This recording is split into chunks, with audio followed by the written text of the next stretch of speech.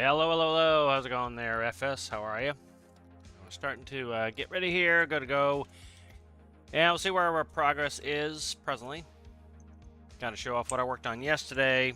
So played a little Tarkov after the stream, and then kind of got bitten by the bug and started building an SSTO. So this is what we're working with right now. So we'll take a look.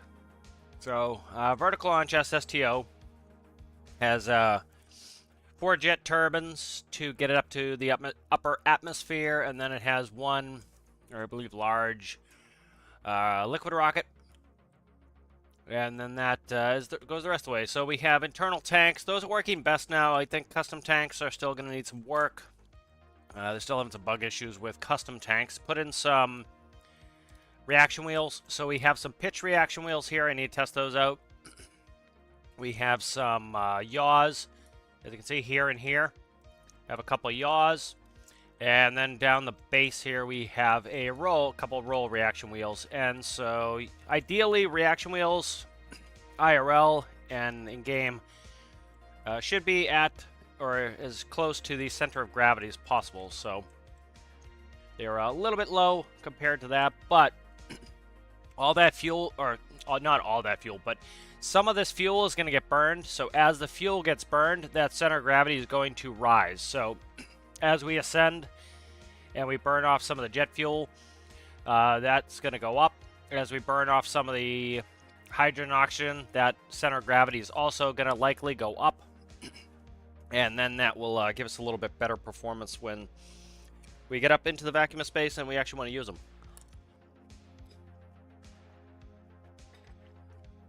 Yep, there's a new SSTO.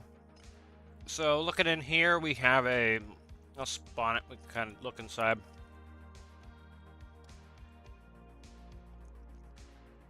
Infinite electricity, there we go.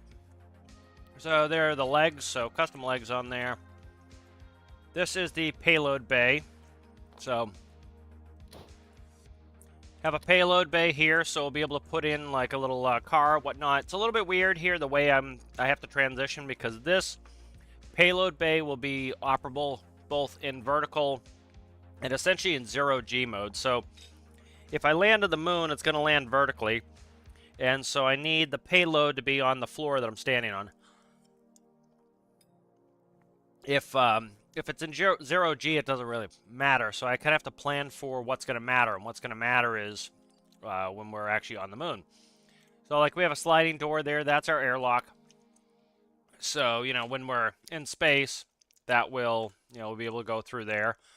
So, a little airlock in here. Let me see if I can get us in here so you can see. But here's a little airlock, so we'll be standing in here. This will be the airlock to essentially equalize from the cabin and the payload bay. Here's the main cabin here.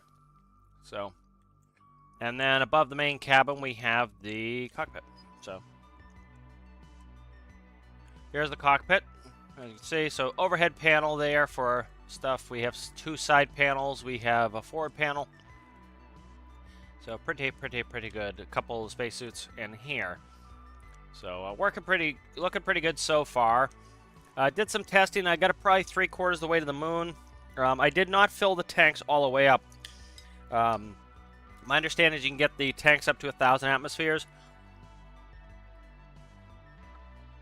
I went with less than that, so it should be able to, I think I was up to like 400, so I should be able to double the fuel.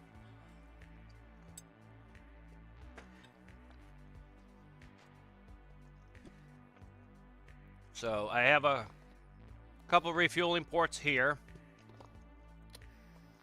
That's my oxygen. I have some control surfaces here. We have yaw, pitch roll. Pitch roll is on the same axis. And then on this side I have a hydrogen fill. I need to put in a jet fuel fill at some point. But looking pretty good so far. So actually what we're going to start with here is we'll bring this back to the bench. So I need to work on a filling trailer. So originally I was going to use custom tanks for hydrogen and oxygen.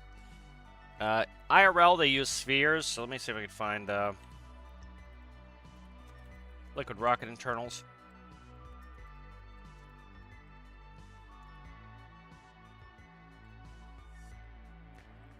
So they tend to use tanks inside the rocket, so I've also done that. One reason is some of the things that they're still working on that are still being a little bit problematic, it's better to put these tanks in, because what I'd have to do is I have to pull a vacuum on the custom tank, so I have to pull all the air out. That's quite time consuming. At one point it looked like it was going to take me like 30 minutes to more to pull all the air out to then fill it. So every test would require me to spend an hour to fuel it, so that's not going to happen. So like here's a picture from NASA of you know, so as you can see there are internal tanks in there. They're there for a number of reasons,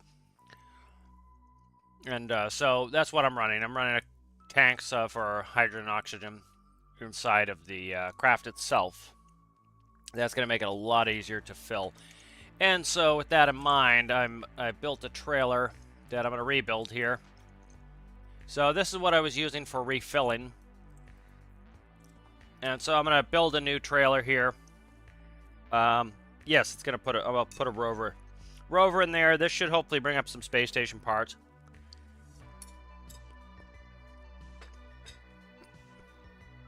Likely to be my workhorse.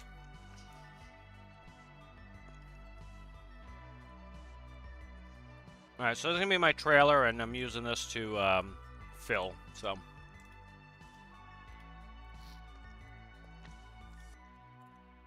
Kind of color coding things a little bit now. I have blue as oxygen. I'm not sure what the regular kind of known color for hydrogen is, but I will I'll look it up. I might change them, but it just kind of lets me know what's going on here. So I'm going to double these tanks up and fix the plumbing. I had a couple plumbing issues, so. And we're going to try to cram as much fuel in. I'd like to get to the moon. I have no RCS on there. I have just reaction wheels, so first run is going to be testing that out.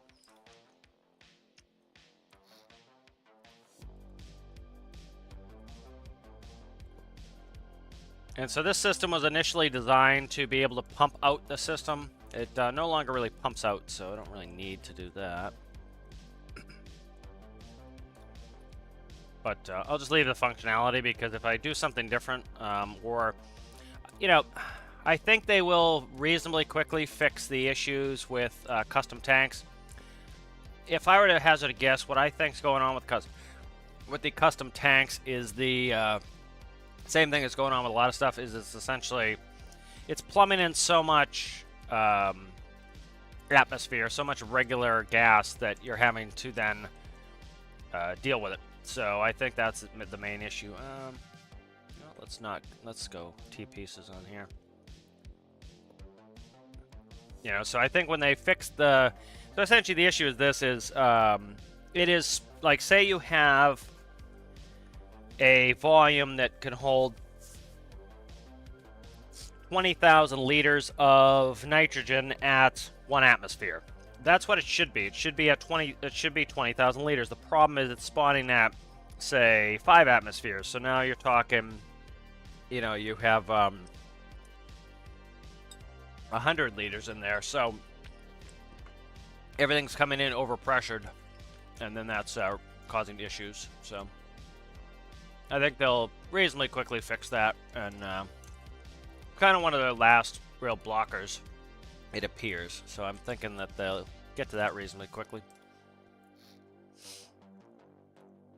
Right. Pull the blue color, you scum. Come on, Jesus. Why won't you grab? There we go. There we go. Alright.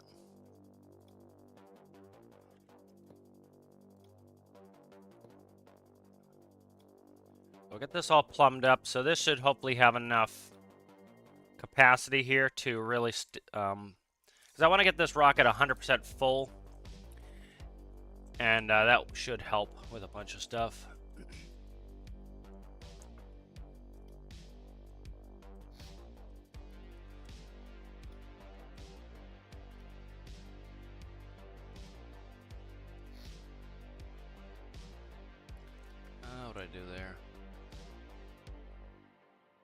Yeah, let's get rid of that for now.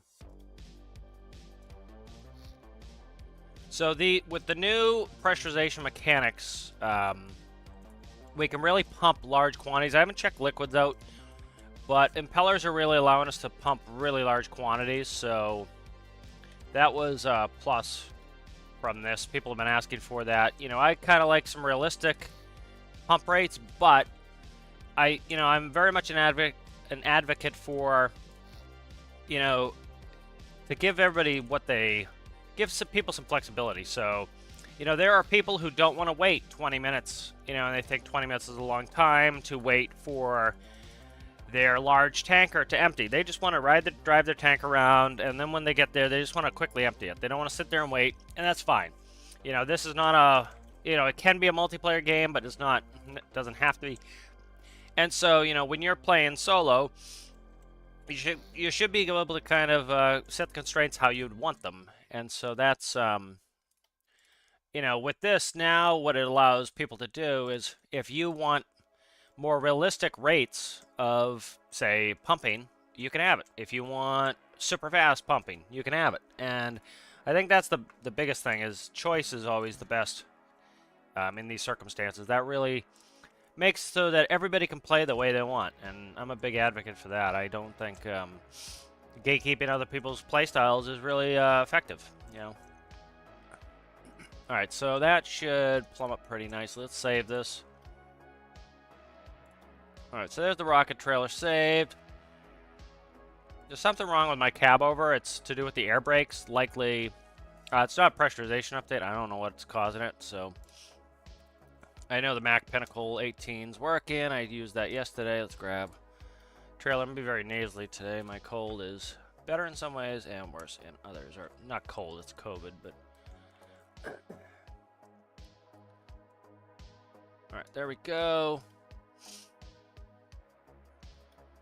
There we go. So that's, I think, should be enough to fill that. So I really like the pressurization update was a big one for me. I just checked Reddit, and somebody was asking how buggy the game is right now, and somebody's like, oh, it's really buggy. Now, have I tested out everything? No, but played a lot yesterday, did a lot of rocket stuff after the stream, and I'm not seeing any bugs, besides the tanks filling with too much gas. And so that doesn't mean people aren't experiencing other bugs, but I think, again, sometimes people will think that if they're engineering something incorrectly, it's a bug instead of they just didn't understand the concept. So I'm not sure if that's going on in some of these cases or not. I think it's, real-life engineering is a challenge. There's a lot to know. And with a game like this that's, more in-depth, let's put it that way, a lot of your designs will fail if you don't get them, do things correctly, if you don't do a lot of testing. So I'm thinking that that last main blocker as far as bugs is going to be that spawning too much gas in volumes. Can you hear me eating, Daniel?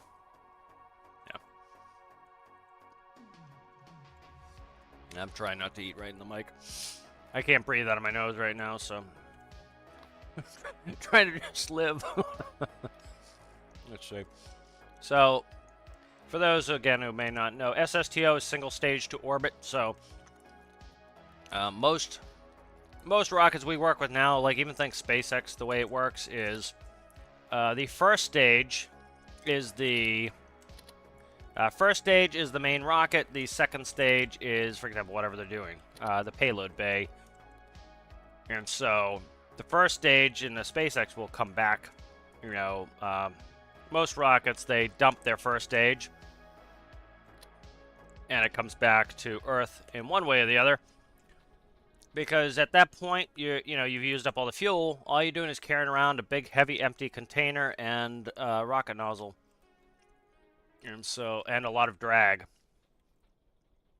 And so it's beneficial to dump that. And so single stage to orbit is kind of, I forgot hoses again.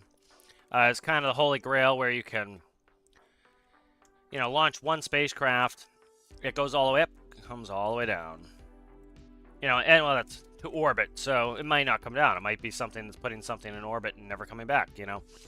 But that's kind of the whole point with an SSTO. And the cool thing is that's very much sci-fi. That's very much what like we think of when we think of a spaceship. It takes off, goes up. It doesn't dump all its parts everywhere. You know, so. All right, so I have to get the valving right, but let's get up there. We'll hook the oxygen in. I want to get a test. I want to get a flight test. I just put the reaction wheels in. I plumbed them in. I have yet to test them, so those need to be tested. I've yet to make it all the way to the moon.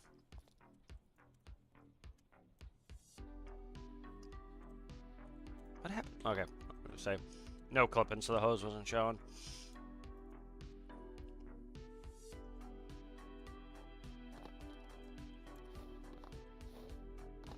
So one thing I like to is I like having these little support vehicles, like having to have a truck that does this, and I like reusability. That's the wrong. Is that the right one? No, this one here. There we go. Okay, so I want to open up the right valve, so that's pressurize oxygen, pressurize the hydrogen, and we'll start filling those tanks up. So these should be dropping.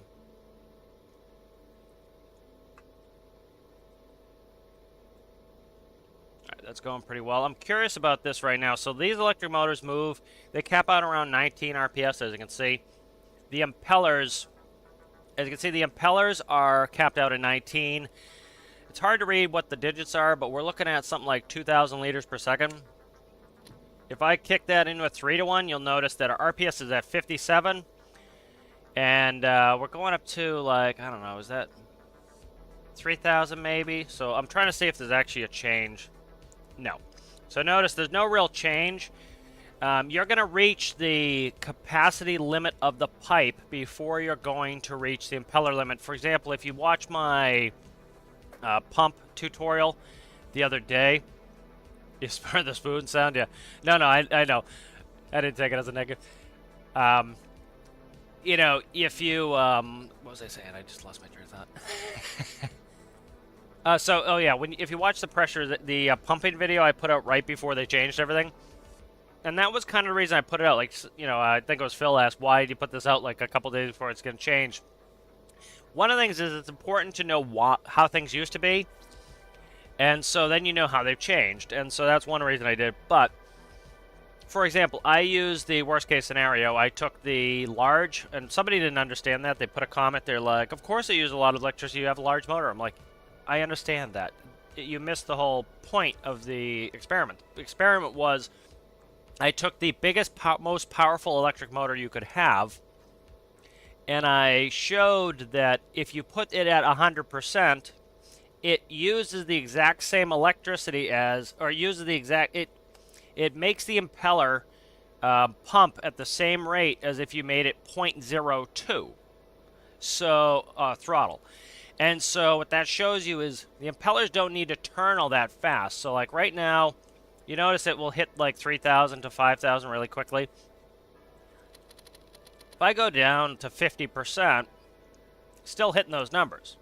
If I go down to 20%, still hitting those numbers. If I go down to 0.03, we notice we get slowed down to 5 RPS. The numbers are still getting up there. We're still hitting those numbers. So you don't need, so you notice our RPS right now is 3.4. You don't need these to be screaming. So sometimes people are really running into issues where they're, for example, I see a lot of people will use electric motors on impellers to supercharge their engines. What you need to test is what RPS will give me maximum flow. Because, you know, generally when I hook up my superchargers, I don't bother putting it through the gear ratios. Sometimes I do, sometimes I don't. Sometimes I do it for the extra torque just to make sure I'm always getting constant flow, but often you don't need to. Often you need very, very low RPS because the pipe is going to be the restriction. The pipe is what's going to keep it from actually going any higher. And so you can run, like, these are overkill, way overkill. I could probably use smalls on there. But you notice, we're down to, what's the lever on here? I can't see, 0.03 on the throttle lever, and we're getting the same flow rates as at 100%. So, of course, we're using a hell of a lot less electricity.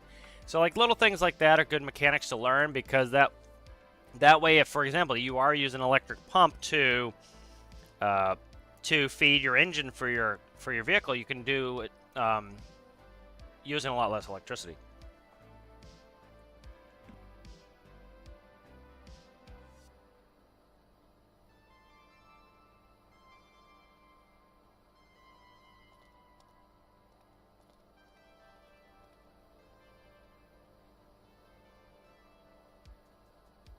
Yeah, Daniel says, I haven't tested Steam, but I didn't encounter bugs in a few days. I've really run into very few. I think the last one that's kind of dogging some people and dogging me is the like this room right here is full of gas. I should be able to see it somewhere. I'll check it in a second. But because this room is full of gas, it's at pressure. You know, I would have to try to pull all that atmosphere out of this room to make this my actual custom tank. And so that's another reason why I'm using these. One, realistically, you'd be using these. Two, it's a dead, empty space. I'm not going to be going in here. And three, it, you know, these tanks, I can start these tanks with oxygen and hydrogen. So I don't have to, so every time I spawn this, even though I'm over-pressuring them now, I'm hyper-pressuring them, which, since we're using infinite electricity, I'm just going to kick this to 100% anyway. But, you know, I'm just going to put this best case scenario because I don't have to worry about the electricity right now because I have infinite on. But, you know, these will already start with, say, I don't know, 10%, 20% of the gas in them that I need. And so it saves me a bunch of time to spawn it like this. So even if they completely fixed the pressure, which I think they will, I'm probably not going to use custom tanks. I'll probably use these inside of tanks like this. You know, if I really, really need more storage, I might do it, but probably not.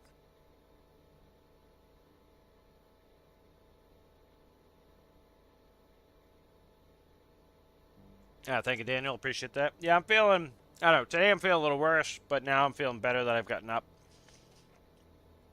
But it's still not terrible, you know. I've had other colds that are worse, you know. COVID's nothing to screw around with, unfortunately. You know, it's, yeah, I've been lucky with it, but, you know. A lot of people died from it. It's not good by any stretch of the imagination. I'm usually pretty careful, too, and I barely leave the house, and I still got hit with it, so. But should hopefully start feeling, you know, I'm not feeling terrible, but. So this is going to have shock cones. I want to put shock cones in here. I had them in there. I'm going to probably put shock cones back in. So shock cones, takes a little while to fill, so. Like, let's see if I can find the SR-71. So it should have been the RS-71, but the president at the time called it the SR-71, so they didn't want to correct the president, so they changed the name. So, like, here are the shock cones on the SR-71. And so these cones move forward and backward. As you're going faster and faster and faster, in order to increase pressure, you need to decrease the speed of the air and allow it to build up. Because, you know, the air is thin. If you let it go through at max speed, it would just blow the flame out. And so what you need to do is the shock cones need to go forward, which makes the constriction bigger, makes the constriction smaller. And so the air will come here and it will slow down as it goes in. Well, as it slows down, it allows it to pile up, and that increases pressure. So think of it as marbles, right? If you let the marbles, if you had just a big hole in here, hole out there, the marbles would go right through.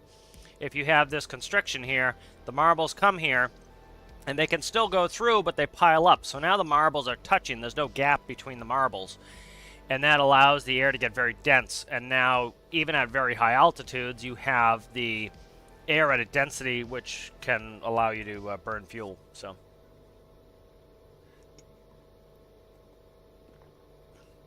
have you seen my attempt at an auto gyro? Is it on the Discord?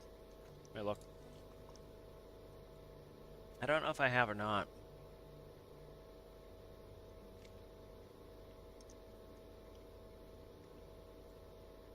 Let us see.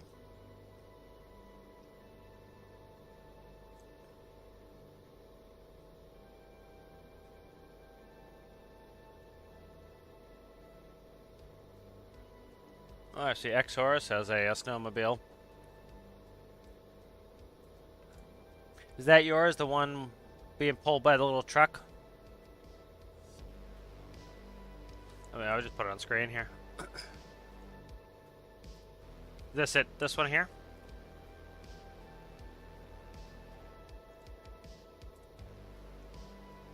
The neat snowmobile there as well.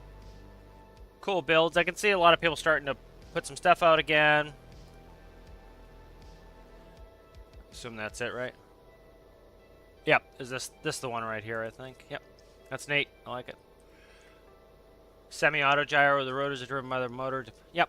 That's cool. Yeah, I've done that before where the Rotordyne does that. Once you get up to a certain speed, it disconnects the rotors and they'll still spin. And you know, so you're not using as much power. That's neat. Yep, that's neat. I like it. Yeah, it's one thing that, you know, you see, it'll be nice at some point if we can ever get like some way to have smaller or hide the microcontrollers. Like the current system they use now, I'd like to see in not Stormworks 2 is, for example, the ability to have one node, essentially, like one composite node. They'd have to change the way they do it. You know, but the issue being, of course, you know, like think of I talked about the physics sensor. The physics sensor, like literally, I can pull out hundreds of nodes out of each build by just putting the physics sensor in there. You know, and so that's, you know, that was a huge improvement, but, you know, still hard with small builds. I'd like to see kind of a pass to try to help with some smaller builds be more viable. That would be kind of cool. That's some cool stuff coming up on the there now. You know, like let's look at the official really quickly. So, like, you know, I was talking about yesterday, like, I've seen a ton of. I'll try to find. I know I put one up yesterday, so. Alright, so, like, this is the last I've seen. So, like, you can see space. There's a lot of space going up now. A lot of cool stuff happening. You're going to see a lot of stuff with pressurization as people figure some of the stuff out. You know, you need to think about it this way, too, is the DLC came out on Thursday. It was out of commission, I would say, for at least a day, 2 days, 4 days, I would say. It was pretty out of commission. There was a lot. People are trying to learn the new mechanics. As people start to learn the new mechanics, I think you're going to see a lot of really cool builds as people are starting to come up with unique ideas for how to, you know, what to build pressurization. You're going to get a lot of cool submarine stuff, like Britzilla's been putting up some cool stuff. Neat Knots has a nuclear ferry. But you're going to see, ooh, Trike. You're going to see a lot of, like, cool space stuff coming on here. You know, you figure, like, a lot of it, you're going to need support vehicles. For example, like, I think a lot of people are going to do sea launch vehicles. And so, you know, you need to build a ship to be able to launch it. There's another space there. You know, submarine stuff, a lot of cool submarine stuff is probably going to come out with people working on that. Some more space here and there. So, really cool stuff. You know, this is the whole kind of the point of the DLC is, you know, give us more to do, and I think it's really inspiring people, which is good. All right, we'll see you later there, FS.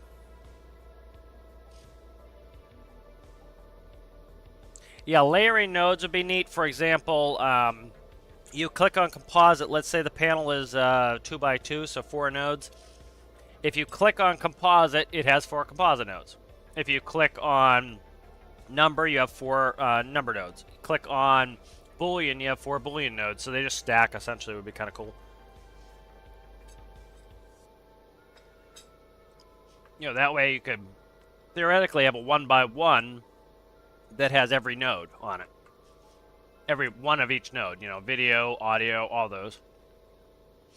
So we're getting pretty close. We're down to 18 atmospheres in here, 11 now. 14 on that side. So, starting to get reasonably full. Oh, don't you crash this. Alright, so we're up to, so, like, even those tanks might not be enough, but I think we'll be alright. So like right now we have, as you can see, we have 426 atmospheres in here. And so that is, why is carbon dioxide night? Oh my god. I think I screwed this whole thing up. I did. Damn it. I bet you I screwed this up. One of my tanks probably is still air. I have to fix this. I have to see if this one's screwed up too. I bet it is. Yeah, alright. We have to recall everything. That sucks. That really does suck. Alright. Not the end of the world, but it does suck pretty thoroughly. One of these tanks is officially... one of these tanks is... I just want to take it back to the workbench. There we go. Yeah, one of these tanks is unfortunately... it's got to be air. It's pumping air in the system, and I didn't catch it quick enough. That sucks. That really does. All right. That's the thing with this is going to take a lot of time to get going here. So this is it here. So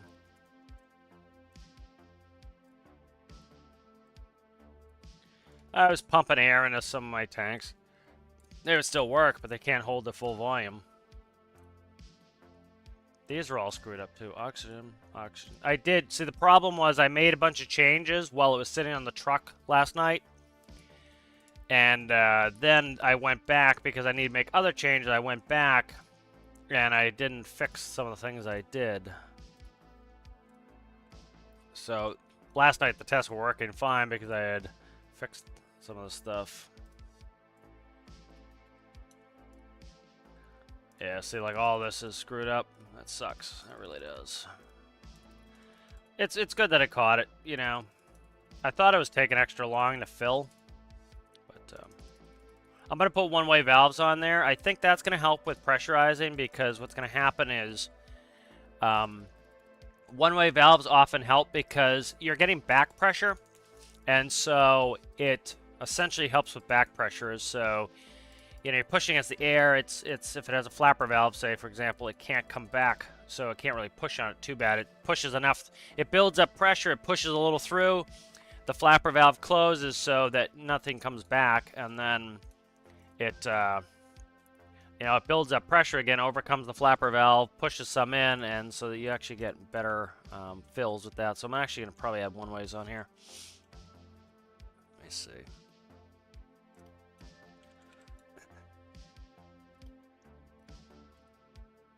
Go like that. Now I'm just gonna stick one ways right here. Oh, there's a T valves. Okay. I don't really need that anymore. I'm gonna keep them though. Like this system here allows me to, for example, pump things out. So I can hook a hose here, and it will go through and then pump out completely. So that's what that's for. Okay, let's do. Trying to find an elbow here that I can just grab. Oh, come on, give me the elbow and stop dicking about. There we go. All right.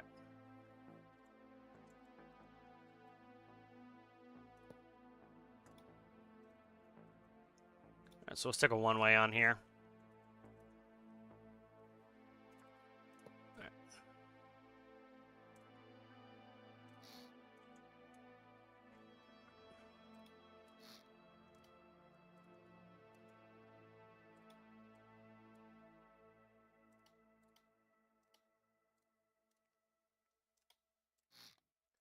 That's, you know, it sucks when you get to the point of testing where it's like it can take you quite a bit more time to have to go through everything again and again and again and again and again. You know, this has a long lead up time to be able to get that, but there are other things I need to get done here, like put on a couple hoses.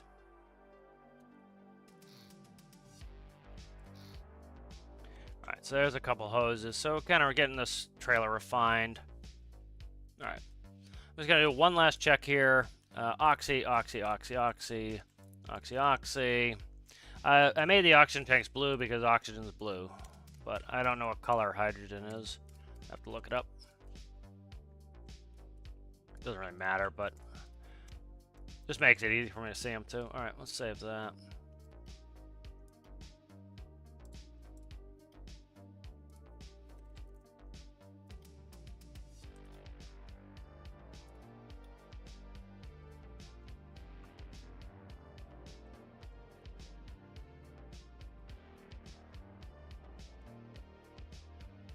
This is going to be a really cool DLC, I think. It's going to take some time, but there'll be some cool things about it. There'll be a lot of unique and innovative things people will do, and so I think that'll be pretty neat.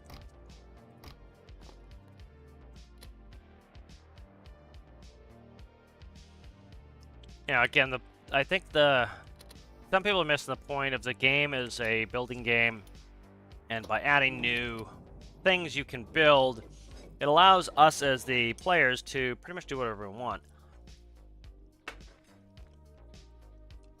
And that, I think, is a great thing.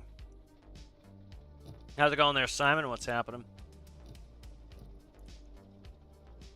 Yeah. Sometimes it's best to take a little break because, like, you'll be so hyper focused on one thing. Like I've had it before where, like, pulling my hair out doing a build, can't figure out what the hell's wrong with it. I literally go to bed first thing in the morning. I'm like, oh, it's probably this, and it is. Yeah, it's like sometimes you get that state of hyper focus where you just can't, like, your mind won't get off what what you think it might be, and you notice it's like a pipe or something silly. You know, I ripped apart, I think it was bearing panel or something because I couldn't get the friggin' thing to work. It was driving me nuts. And it was one composite connection was wrong. And that screwed the whole thing up. And so I was pulling my hair out over a composite connection, that I forgot to do. And so, I went to bed, woke up, and I'm like, I'll check all the connections again. I'm pretty sure I checked them, and I checked them, and I missed a connection, and I was like, plugged it in, everything worked, and I was like, yeah.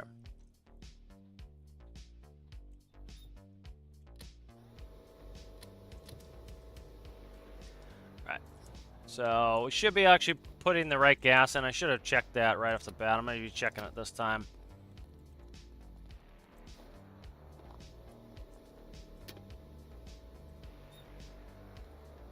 Alright, so first thing, we'll make sure that the pressure's going down. It is.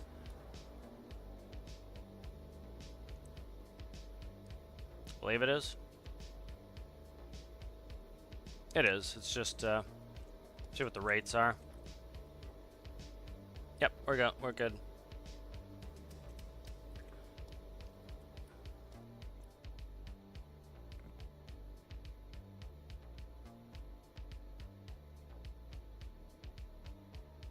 Space Ray's going pretty good here there, Xorus. How's it going? Going pretty well here. SSTO, we're currently fueling it. I just had to work on the trailer again. I had some issues with the trailer. And so, new internal tanks here. Alright, so we're up to one. So, we just have oxygen here that time. Awesome.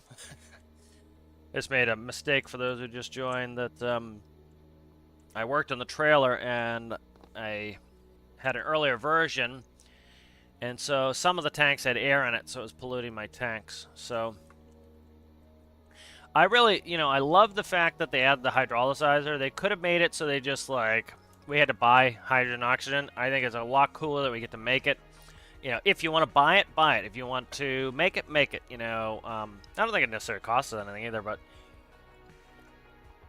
I think that's really neat, I like making a lot of my own fuels and whatnots.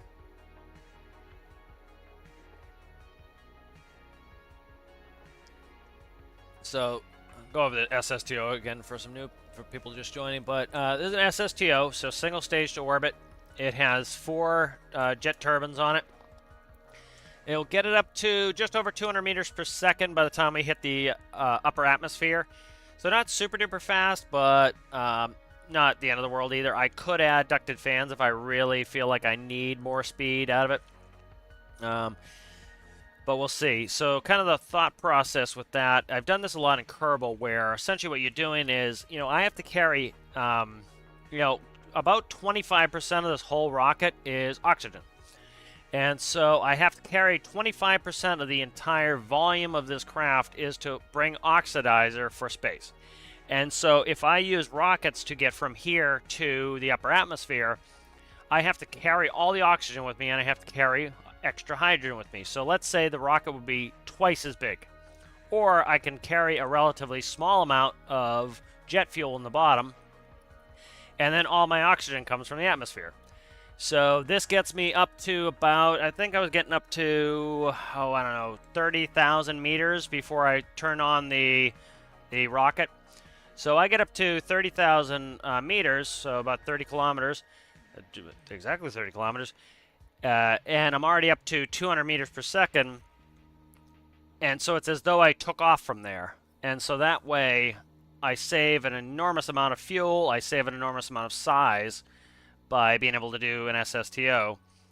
And then as I come back to land, I don't have to preserve huge quantities of oxygen and hydrogen. I can use up all my jet fuel, all my rocket fuel, and then I can come back and I can land on the engines. So re-entry is going to be interesting. I'll have to see. I might have to do a parachute for orientation, but we'll see.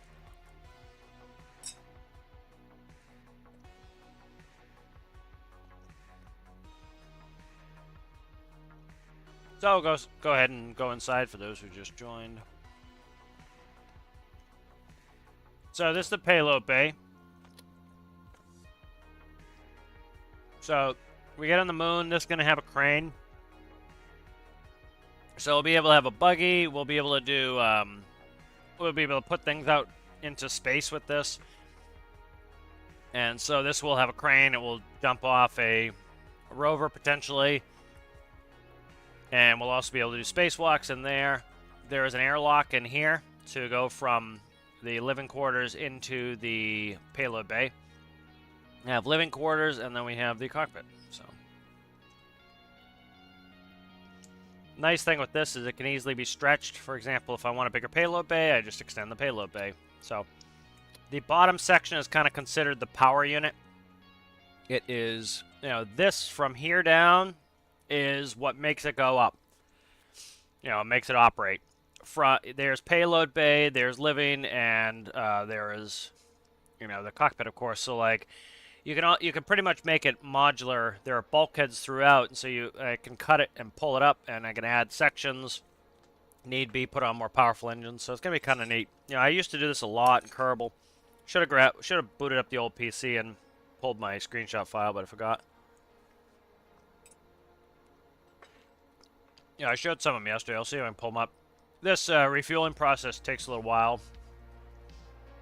I was suggesting to people yesterday that, or earlier in the video rather today, it is best if you, I definitely find it's best if you use those pre-made gas tanks inside.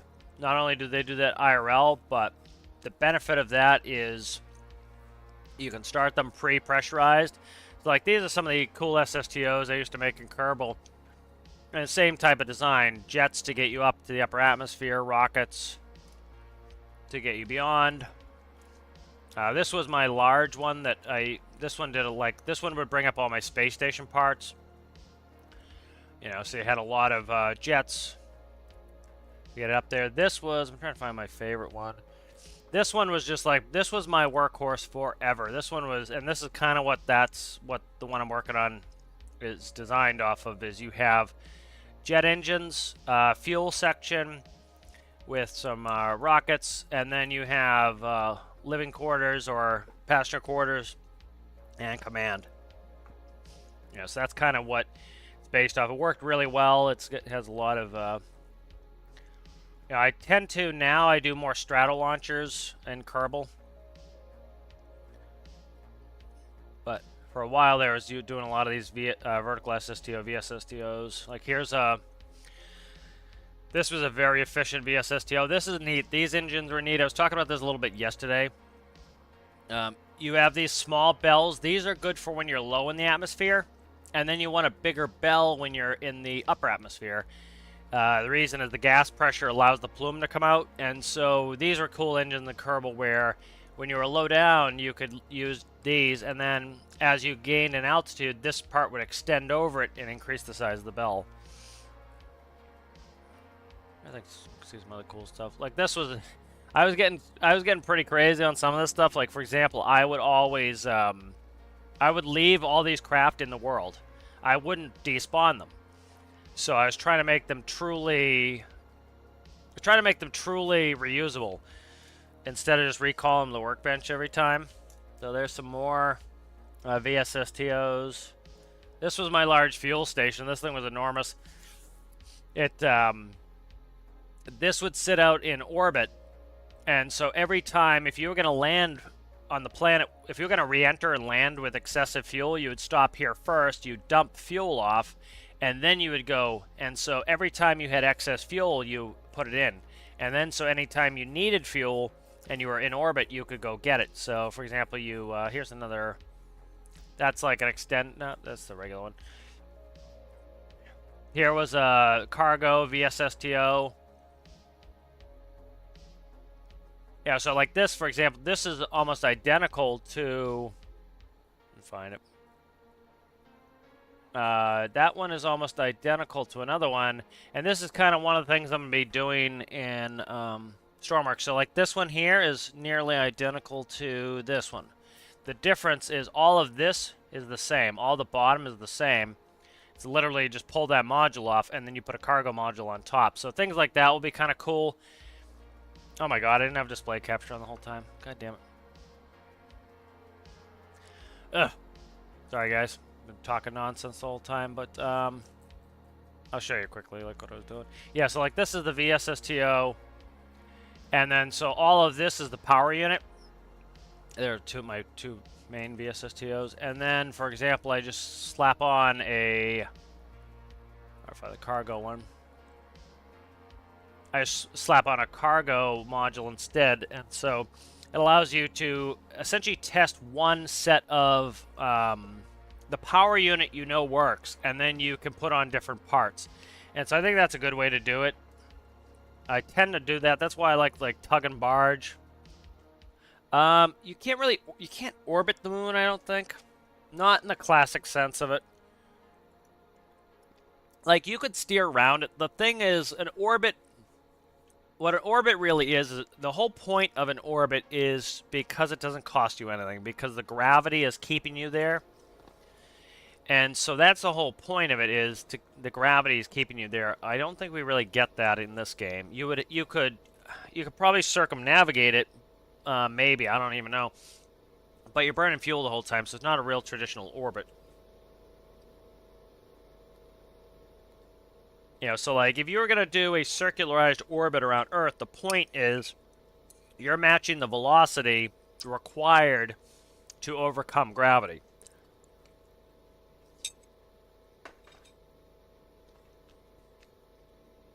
And that way you can shut your engines off. You know, so like I talked about it in Karl with Karl a little bit. So I can show you a little bit. It takes me a long time to fill this up. That's why I'm kind of just showing people things. It takes a little while to fill this up. I'm trying to get it max pressurized. I almost made it to the moon last night, so I'm trying to get there. So I need to have, need to make sure I have enough fuel. So like, if this is the Earth, and you want to orbit the Earth, so let's say this is the North Pole here. So that's the North Pole of the Earth. And so to orbit the Earth, you know, of course, gravity's always trying to pull the spacecraft towards it. So we'll add a layer here. All right, so the best way to kind of understand an orbit is we'll do an ellipse, and we'll just do a dotted line here. And so the way it works in Kerbal, and the graphics is really useful. And so, like, let's say we're taking off from here. All right, if we're taking off from here, what happens? Oh, that's enormous. There we go. All right, so what we do is we get a ballistic trajectory. And so this is our ballistic trajectory. All right, now, anything below this that goes into the blue, that would be going into the Earth. So that would be crashing. Okay, this is crashing. This is going, not even in orbit. This is going out into space. Okay, so what happens is if I take a rocket off from here, so the rocket comes off from the center of the circle, and you take the rocket off, and if I shoot the rocket straight up, what's going to happen is my orbit, not even my orbit, my trajectory, let's use the correct terminology, my trajectory is going to look like this. All right, and what this means is if I shoot my rocket off and I stop the rocket, I'm going to come up, and I know at this point is when I'm going to start coming back down, okay? And these trajectories are showing you where you would get to. So that's as far laterally as you'll go. So what you want to do is you want to expand this circle out. All right. Now, if we want to expand the circle out this way, we would have to rocket towards the Earth, and we would crash. So we don't want to do that. So what we want to do is we want to circularize by going this way. And so as we circularize, we make the orbit bigger and bigger and bigger, like this. When we also do that, it is also stretching it like this. So you'll actually see this in Kerbal as you're starting to, this is called your prograde. And so as you rocket towards prograde, this utility will actually grow in real time in Kerbal. So it'll start to look like this. And so this tells you some information. Crap, did I screw that up? There we go. Okay. And so, like this tells you some information. For example, if I ran out of fuel right now, I'm going to crash back on Earth, and I'm going to hit right around here. All right, and so that's what that's telling you. So we're going this direction. And so what it tells me is, okay, I still need to rocket this direction towards prograde. So you keep rocketing, and you notice your circle would start to get bigger. And now you'll notice, okay, it's going around the Earth, but this section here, if this distance from here to here is less than, say, in Kerbal, I think it was 60,000 meters. So 60 kilometers. If it was less than 60 kilometers, you're hitting atmosphere and you're slowing down, and guess what's going to happen? If you're hitting atmosphere, this is going to start to shrink, and eventually it's going to touch the Earth and you're going to crash. So what you want to do is you want to circularize to the point where all points of the circle now are outside of the minimum distance. So now, say, again, 60 kilometers in game. I don't know, maybe 80. I think it's 80 kilometers in Stormworks till we run out of atmosphere. And so as long as you're outside of 80 kilometers, you're now going a speed fast enough that gravity's trying to pull you towards it, but the momentum you have is trying to push you away. So, and that's why it stays in a circle, right? Your momentum is not enough to have you exit, and the gravity's pulling you back. So your momentum matches the pull of the gravity. So you've essentially canceled out gravity, and you orbit. Now, you can have elliptical orbits. You can have really accentuated orbits like this, and they're perfectly fine. Like, you can have an orbit like that. That's fine. So right here, you'd be going very fast. And then here you'd be going slower. And you come in, you go fast, and then you go slower. Fast and slower, fast. So you can have these really eccentric orbits like that. And then, so for example, in Kerbal, in order to escape, what you need to do is you need to keep hitting prograde. So prograde, again, is toward the... Prograde is making this one bigger, essentially. And so what happens is you eventually get so prograde that as you go out and out and out and out and out, what's going to happen is eventually you're going to get so far away from the Earth that the gravity is getting less and less and less and less and less, and you will escape. So that's an escape trajectory. So eventually you'll have an escape trajectory that will allow you to get the hell out of there. And that's how you go to the moon. So if you talk about the moon, let's try to just delete it here, see if I can delete it. Give me this, and let me delete it. Won't let me delete it. Doesn't want me to delete it. Why won't you delete? I don't know. It doesn't like it. Doesn't want it to delete.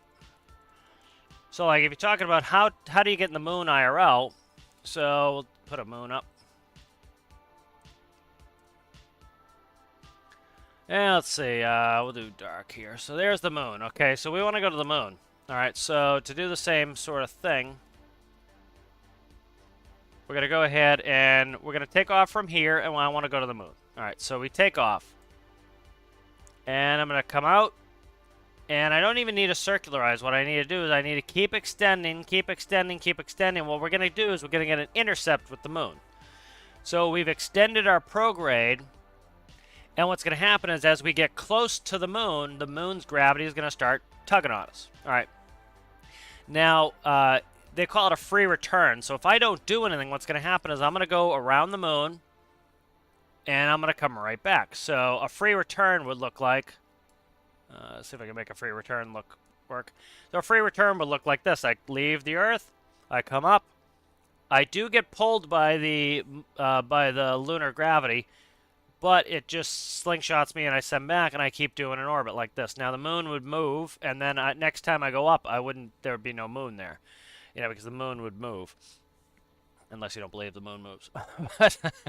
And so if I wanted to actually get in orbit of the moon, what I'd have to do is I'd have to go retrograde. So as I approach, say, here, the center of the belly around the moon, what I want to do is I want to actually turn my rockets so my engines are facing this way, and I start slowing down. And as I slow down, what's going to happen is the orbit is going to shrink on this side. And as the orbit shrinks on this side, bingo, we now have an orbit around the moon. And so the moon has captured us with its gravity. So we need to change our velocity so that now our momentum matches, and is in balance with the gravity of the moon. And if I wanted to escape the moon, I need to rocket prograde again. So let's get rid of you. There we go. I need to start rocketing prograde again. And this is going to extend, and eventually I will get captured by the Earth. And so the Earth's gravity is going to work on me. And bingo. So now I have accelerated towards prograde, so rocketed this way. And now I'm going to get captured by the Earth. Well, if I want to stop and I want to land on the Earth, I need to now turn around, put my rockets facing this way, and I start to decelerate retrograde. And so as I'm starting to decelerate retrograde here, pull the right nodes here, this is going to start to shrink again. And as this shrinks, you notice it starts to come in line with the Earth, and that's where we're going to land, right there. So that's how it works in real life. So it's the orbital mechanics of it's pretty neat. Why do we do those orbits? To save fuel. Why do we do those circular orbits? To save fuel. If we had it, let's say we had infinite fuel, we could head straight to the moon. We could just look at the moon, boom, go right to it. But we don't have the fuel, so we need to use gravity as an assist.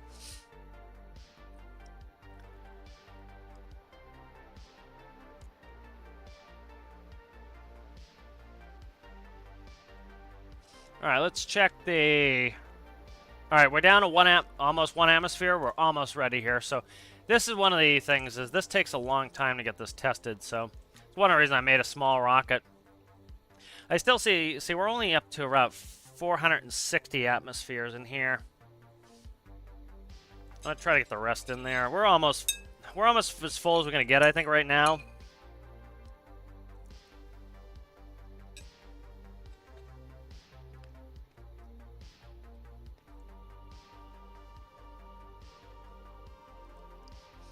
Theoretically, I can go to double this, so theoretically, we might be able to take 2 trailers and make this work.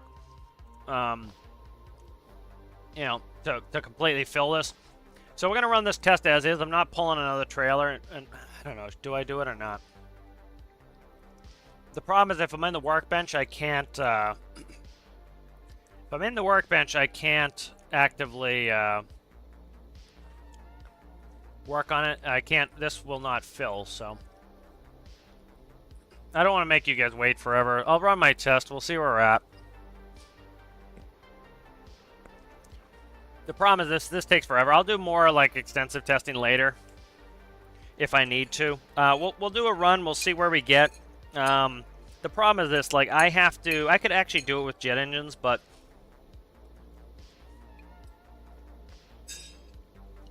for example, I have to test reaction wheels. I've yet to test.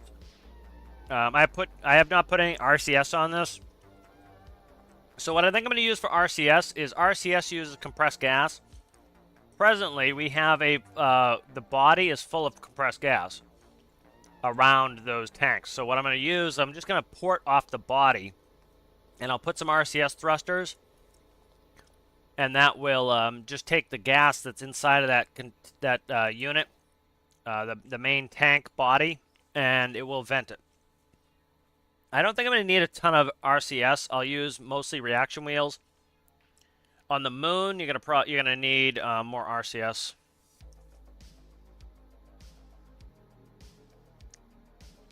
We'll go here in a second. I'll do some testing tonight where I essentially just, I'll hook 2 trailers up. So I should be able to hook 2 trailers up because what I'll do is I'll essentially plumb these 2. And they'll plumb into these ports right here. And that will allow me to take a second trailer and pump it into the first trailer to then go right into the rocket. So I can kind of daisy chain my trailers. But take a quick screen grabby here. Because I want to go on this test. A bunch of the testing we can do with just the stock fuel that's in the tanks. We don't have to fill up to 100%. This is to try to just see how far I can get. And we're not at 100%, but I want to see how far we can get with how much is in there. All right, I'm not going to keep pumping. We're getting very low on atmospheres. Yeah, see how we're down to like 71 liters per second? We were at like 3,000 liters per second for a while there, so there's really no point me continuing because the pressure is so low in here. I'm having to pressurize it, so I'm going to go ahead and stop this. All right, and we'll close the valves. I don't need to close the valves, but we'll close them. Good practice anyway. And we'll take this for a launchy pose. Close up the refueling ports. Ah, you sucker. Now it's good to shut off. And I think we'll work on a lot of systems. A lot of the boring testing I'm going to do on my own. Just like, it's going to be like, because I can sit AFK or I can play Tarkov and have this thing just pump. Right.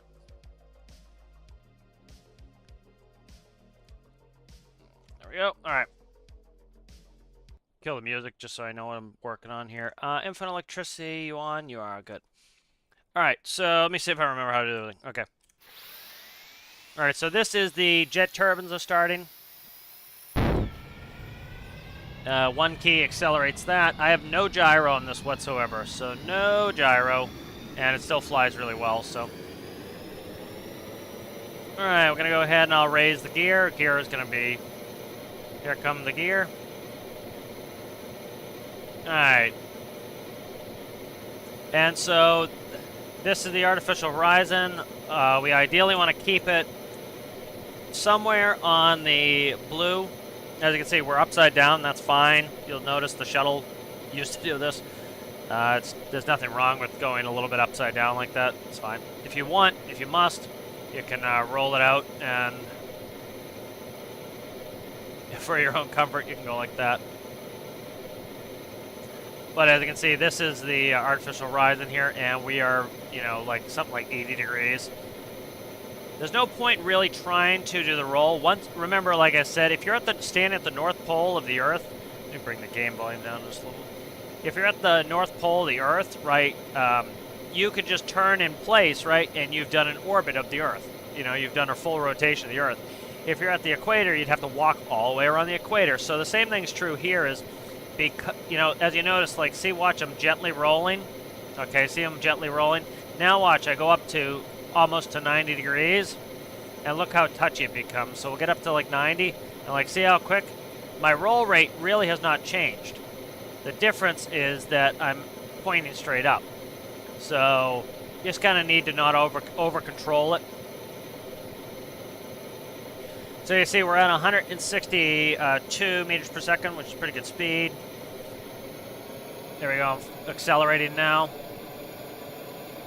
All right, so we're up over 200 meters per second. We're coming up on 15,000 meters, 15 kilometers. And so this is saving us an absolute buttload of oxygen and hydrogen by utilizing the oxygen in the air to get us up high and fast. So ideally, we want to go as fast and as high as possible before we even turn on that, because right now we burn 0 hydrogen, 0 oxygen. So we brought them all with us. The whole point of an SSTO. So we're up around 230.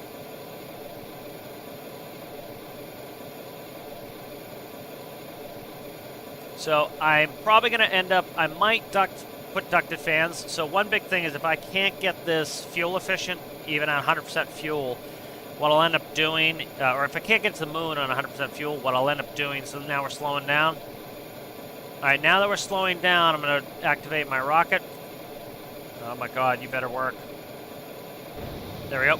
Okay, I just didn't have a throttle up because you don't want to start it with the throttle up. Talked about that yesterday. Alright, so now we're accelerating. We're going to keep the jets on. Now, they said it's going to be very fuel hungry, over 500 meters per second. I'm going to keep doing it because I don't want to shut my jets off.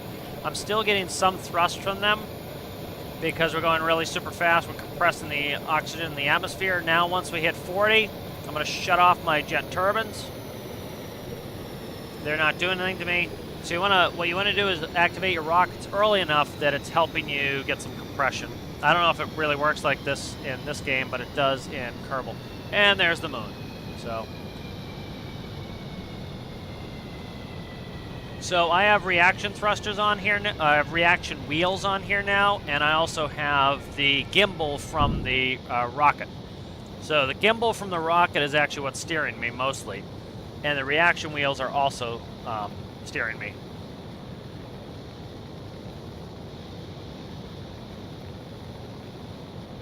So I can steer with just the rocket nozzle. So the nozzle would be moving. That's how you'd be steering in real life. And the reaction wheels really aren't good for steering much. You can do it a little bit. Essentially what's happening is, think of it, you have a bicycle tire, right? You spin the bicycle tire, all right? And the bicycle tire is going forward, back, right? So it's going forward. If you then hit the brakes on the bicycle tire, what's going to happen? It's going to lurch forward.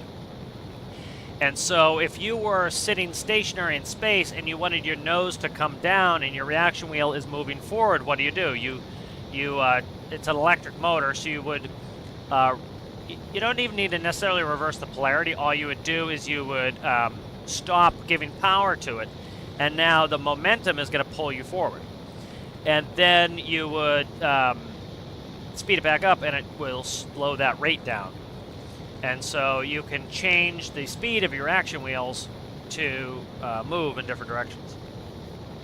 Oh, yeah, a little whine to the head, yeah. I don't know yet. I can't get it to the moon yet, so theoretically it should be able to. I put in less than 500 atmospheres in here, and it should be able to hold 1,000 atmospheres. I just didn't want to have to launch another trailer. It takes a long time to get all that in there, so I need a second trailer to be able to probably fill this to 100%.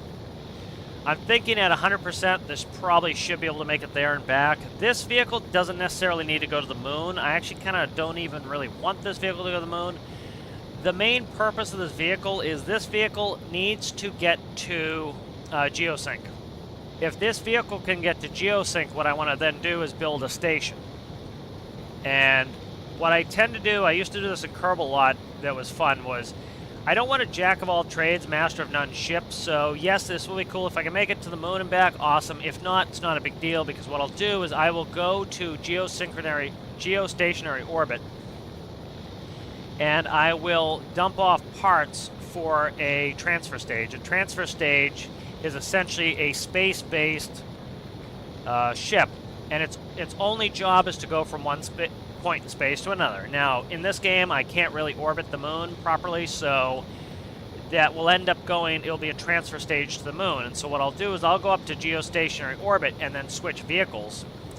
And the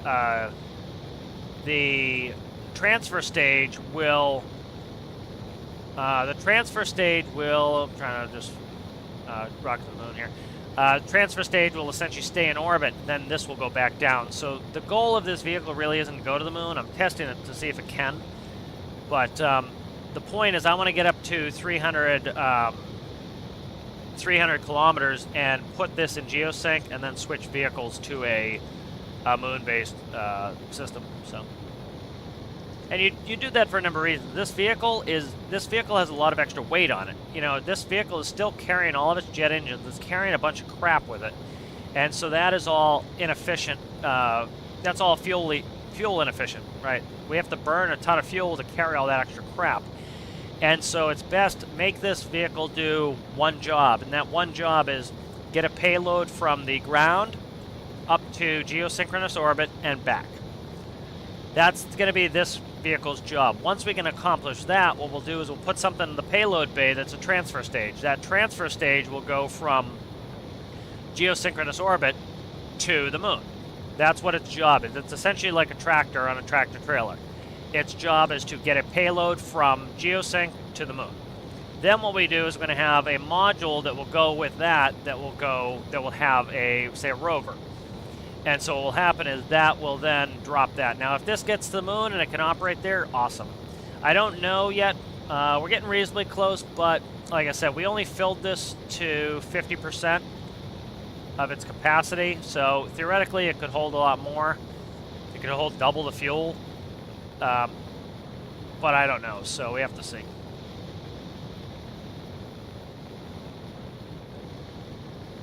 Having a little bit of a steering control problem. It's so the RCS thrusters do not appear, or not RCS, the reaction wheels do not appear to be all that overpowered. I'm probably running low on fuel too. I just can't tell because I don't have any sort of gauges. I should have put something on there. Because like I'm using the rocket to steer and I'm not steering all that well right now. I have reactions on there, but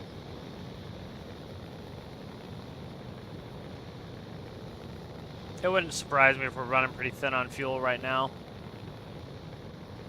You know, like I said, the main goal of this, though, is not to get to the moon. It's to get to geosync. And I think that's neater. It is cool to have a vehicle that can go from the Earth to the moon and back.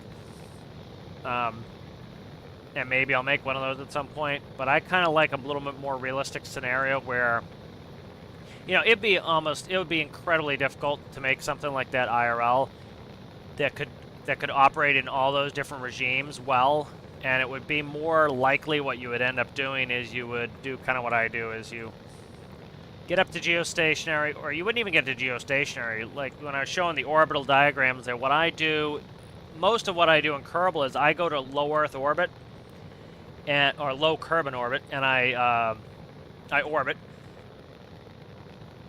and I go to a space station. So I put a space station up. That's one of my favorite things to do in Kerbal is put up space stations. I think we're running out of fuel here. I put up space stations. And then once I have some space stations up in orbit, what I do is I then will go from the Earth, or from Kerbin, to the space station. And I'll use the same vehicle I used to put up my space station parts, and I'll put up a transfer stage. And then what I do is I bring an orbital station that stays in orbit on the moon. And so I take the transfer stage and I hook it onto the orbital station.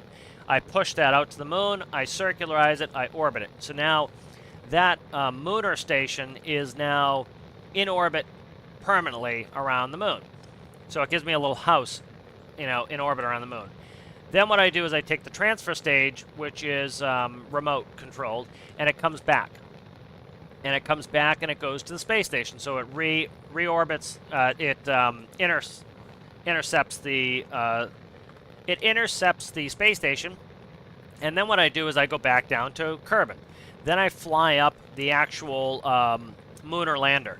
And so the lunar lander then goes up, and I take it up and I intercept the space station. And now the lunar lander goes to the space station. Well, guess what's sitting at the space station? The transfer stage. So now the transfer stage connects to the lunar lander and it pushes it back out to the moon. And then it docks with the moon station. And so the transfer stage stays with the moon station, and then you take the lunar lander down and it lands on the moon, and then it comes back up, it attaches, you get back on the transfer stage, and you head back to the space station. So it's kind of a cool way to do it. It's every vehicle is specialized for its job. You don't have one that's just like does everything. Okay, so we're out of fuel. We're getting there. I can't tell. It still makes the noise. I think we're out of fuel. But we made it pretty good, pretty far. That I'm hoping we can get to 300. Again, we're at 50% fuel, so I think if we can get this up to 100% fuel, we should be in pretty good shape here. Let's get a pick. So I'm happy with the performance of this. You know, I talked about kind of the modularity of this system. This is pretty modular, so I should be able to, for example, if I wanted more range, I could cut the top, push it up, and put another station, another fuel section on.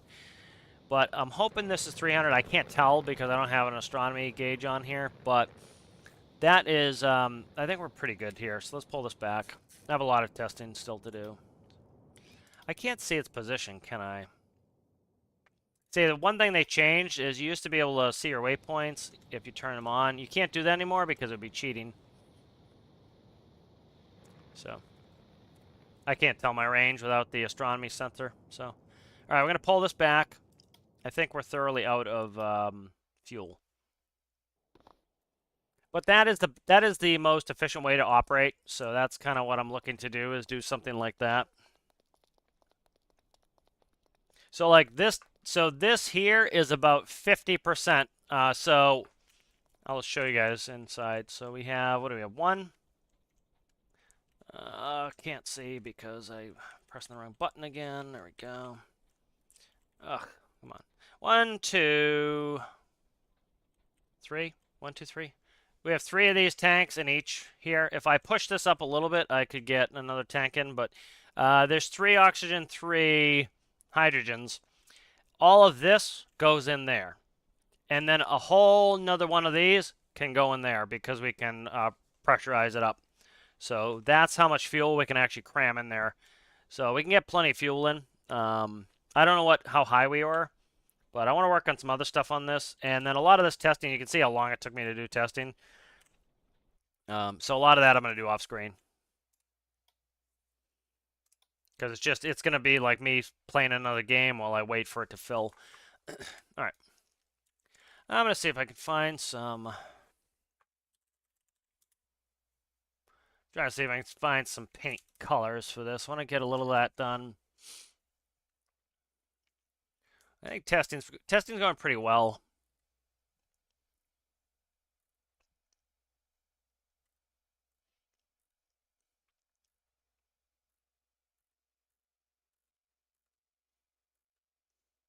Kind of just looking at some cool paint designs here.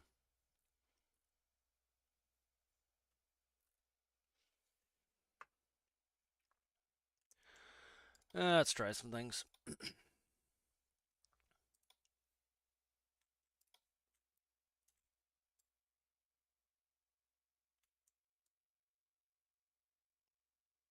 I like the overall design of this. I think it looks good. You know.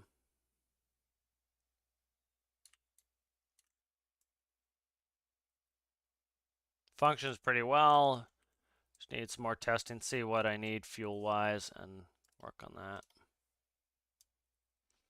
But I'm pretty much at this point, I don't even want it to go to the moon. I want it to go to a station. So one thing that's kind of cool is we could be putting up station parts. I need to work out the astronomy sensor a little bit and get Basilicious was talking about might be working on some space gauging, so that'd be kind of cool.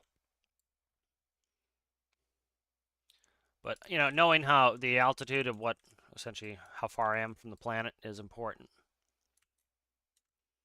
Solar panels, are going to need some solar panels. Trying to recoup some energy when it's up there. So I need to have them shielded. Anything that goes in the atmosphere, that's the other thing too, is why it's important to have different vehicles for different jobs is, this would have to be shielded to be going in the atmosphere. And then you don't want to have your mooncraft also shielded for that. It's kind of like, think of the Concorde problem. Was the Concorde had a life that was 50% of a normal airplane because of the heating of its skin. It got so heated that it caused expansion contraction problems, and you start wearing the metal out. And so a conventional jet would last twice as long as Concorde would. And so that really makes the money proposition very difficult for something like Concorde to be able to even survive if it can do 50% of the flights that a normal jet can do. Well, the tickets have to be at least 50%, plus the fuel costs were insane for Concorde. So that's why we didn't see a big revolution in having everybody, the normal person doing supersonic travel. It was just, you can't. you have so many issues with that. So it's like a vehicle like this, you don't really, every time you're going up and you're doing heating, you're starting to reduce the life of it with the material life. So now you're taking your moon vehicle, it needs to go all the way to the moon, you're doing that, that starts causing problems. Let's try bucketing with it, see how bad it screws me. I really do load the bucket.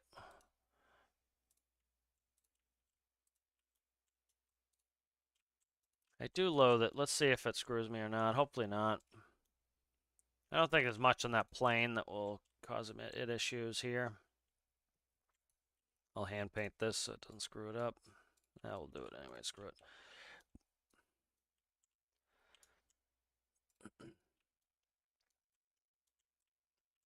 And so you figure like your transfer stage would literally never see, a gaseous environment. So it's not going to have any of the issues of thermal, expansion as it's trying to go through the atmosphere. So that saves you a lot of issue.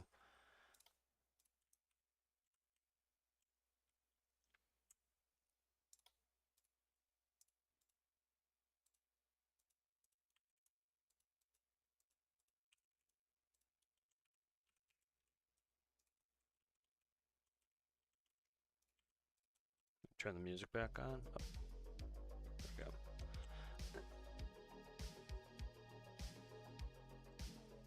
So that'd be kind of neat to work on some payloads too and figure out what I want to do for that. Let's see. Just catch up on chat here. Yeah, of course. Captain Wine, nothing's ever been so fine. Yeah, that's the main thing. Is like I really enjoy the rendezvous. It's funny, like my brother and I both played Kerbal around the same time, and the way he played was completely different from me. He was going to like every far-flung moon and place, and I would stay pretty much in Carbon's orbit, and I would go as far as the moon. That's it. I wouldn't go any further, and the whole point was I liked doing the orbital stuff. I liked bringing up space stations. I really liked having craft that could operate both in the vacuum and in the in atmosphere. That was a lot of fun to me. He liked going to these far-flung places and planning these really long missions, and I liked putting up stations. And so, the different play style was very interesting on that.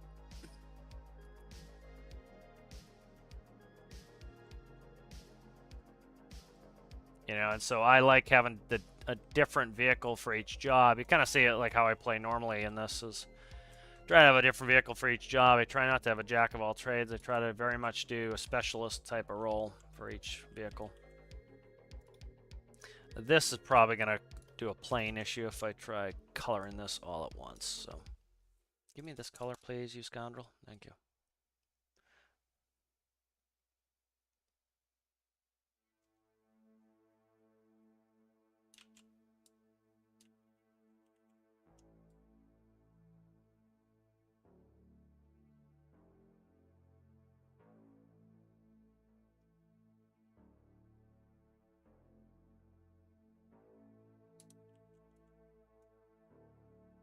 So that payload bay should be big enough to bring in modules. So what I want to do is get a measure of that payload bay, and we'll see what modules I can fit in there. I'm contemplating the other thing that will save us a lot of fuel is if I can get us up to a higher speed in atmosphere. So I could work on these engines. The issue is this. So like the way I could really get a lot of fuel efficiency, I have to take small ducted fans and put them in here. So they would fit. The issue is I have to put a bulge because if you look at the ducted fan, this port is on the side. So I could bulge the inner segments or the outer segments to put that in, but I'm trying to avoid that at the moment. So we'll see. Yeah. So I'd have to redo my engines, and I want these to be I don't want this to be ultra fuel efficient, because it would be very fuel hungry IRL. So I kind of want to keep it a little bit on the realism note where this should not be like hyper fuel efficient. This should be pretty expensive to operate.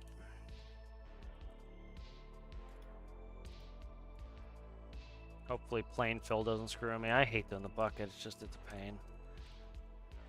Just it so often screws things up like that. Plain fill. Okay, it hasn't got me yet, but I'm waiting for it to screw something up in here, and then I have to deal with it. But take the risk for right now. This is gonna be the base color, and I'll probably add some detailing in here, but I just want to get the base color in. Okay, it hasn't. Plain fill screwed me a little bit there, but not too bad. But I think it's a neat design, and should work pretty well here.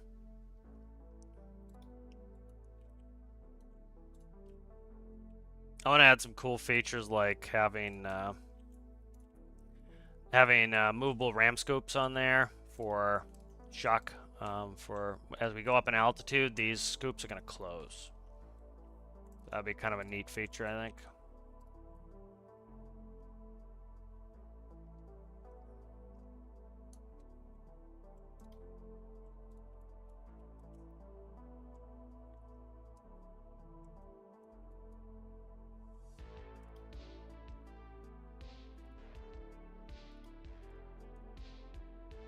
I want to redo something here. This needs to be cut like that, and then can I trim these?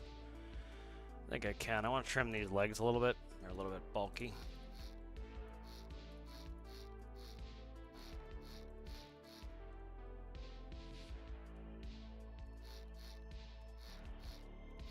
Is that before I didn't have the control surfaces where I do, and now I have them, and I kind of need to trim them up a little bit.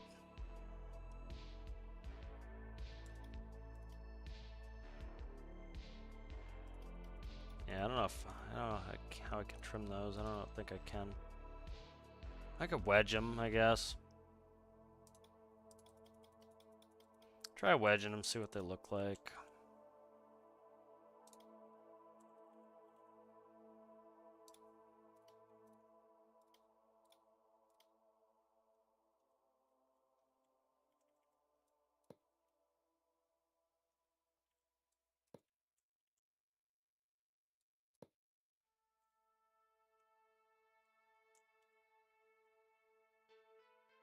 Yeah.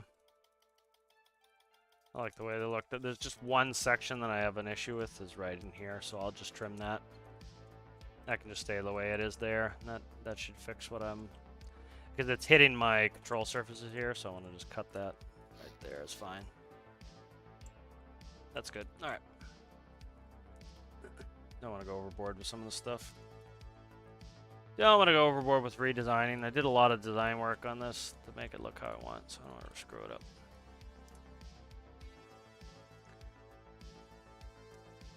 Good contrast color on here, I think will look good.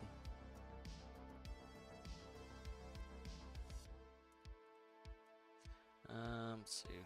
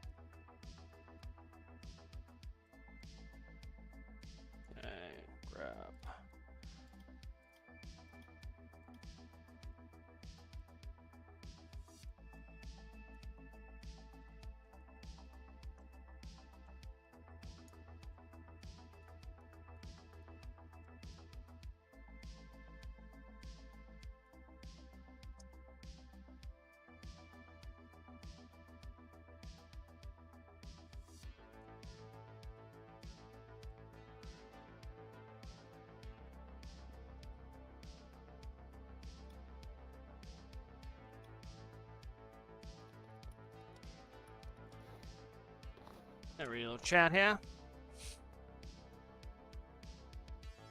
Yeah, I think that's, you know, assembling stuff in space, that's very interesting to me. That's one of the reasons I want to do it, is I think that's kind of fascinating. It's a lot of work. It's very technical. I like that a lot, that, you know, to try to go in there and actually assemble the stuff.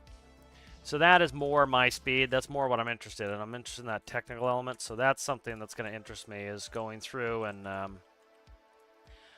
you know, going through and assembling that stuff is, I think, going to be rewarding. So that's kind of why I'm leaning towards that. Is it will give me, you know, that little bit of something to do that would be fun, I think.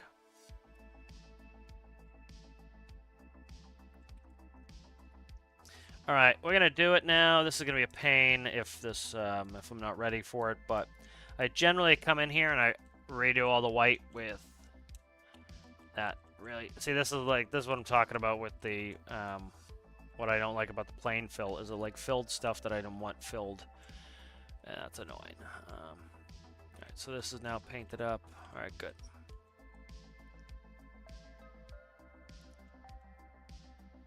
All right, good. So that's pretty well done there. Let's paint some of this other stuff here. What color did I grab? Did I grab the roof color? Okay, I'll grab the roof color. Do a little bit of paint in here. It's nice to get a little break. Do a little paint. Okay. Wrong plane fill. There we go.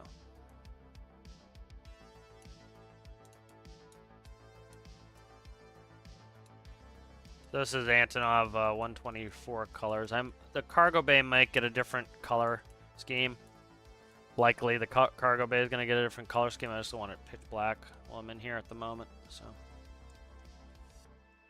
cargo bay, I tend to do a different color. I want to get some of these rooms working. That's kind of important to me. So I want to work on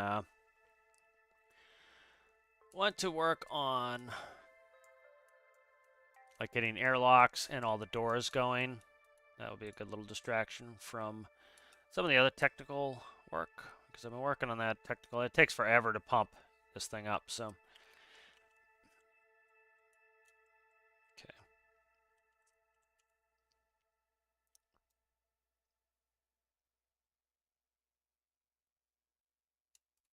Probably do plain fill in this, but I don't like doing it. It's just, it screws up too often for me to enjoy it. All right.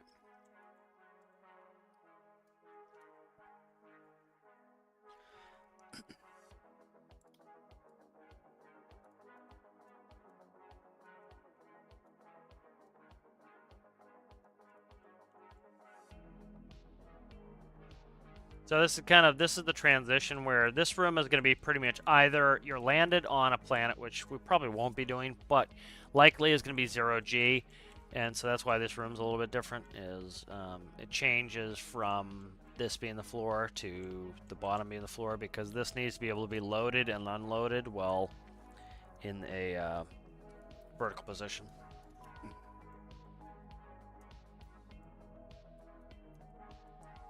And so this is kind of considered a 0G room, so it can have really any orientation because it's a 0 gravity room. Okay. Airlock is in here, so this is the airlock. So like these are gonna be the industrial rooms, and then kind of like the more where people have to feel comfortable rooms get that other color scheme.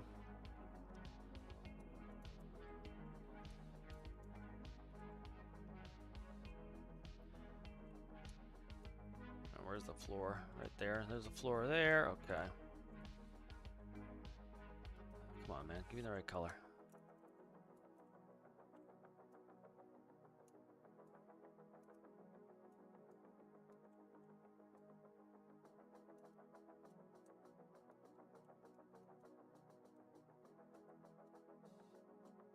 Kind of weird to paint in here, too, because the orientation's all screwy.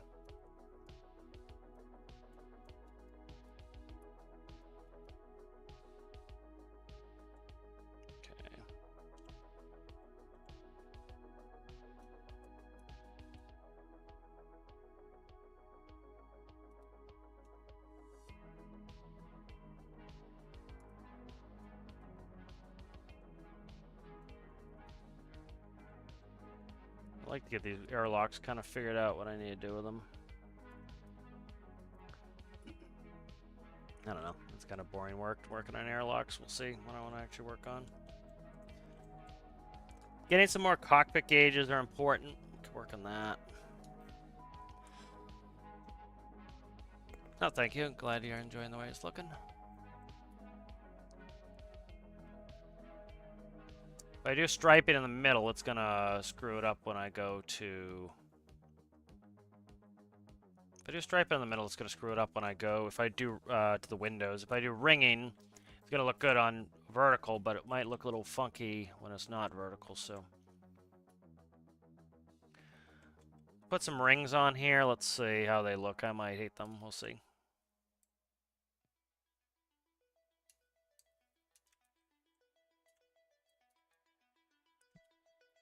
Problem is this window is a problem. Let's try to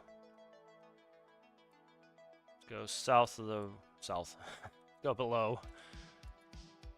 Go below that.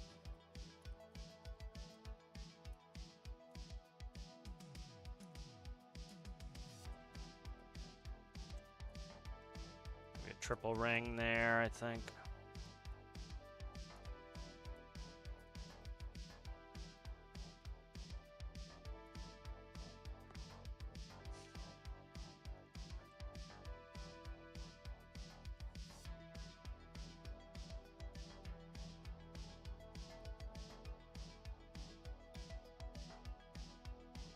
Come on, man.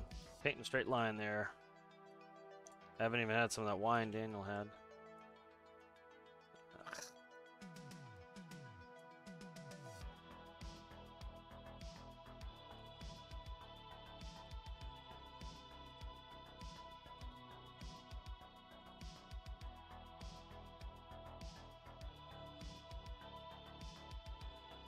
Capstar was the name I was thinking. Capstar just came to me. That's kind of interesting.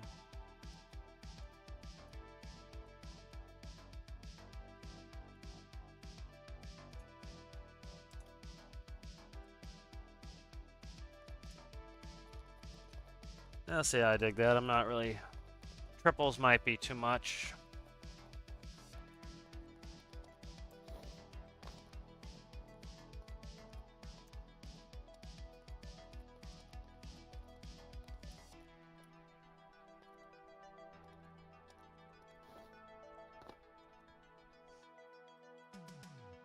I think doubles would be better than triples.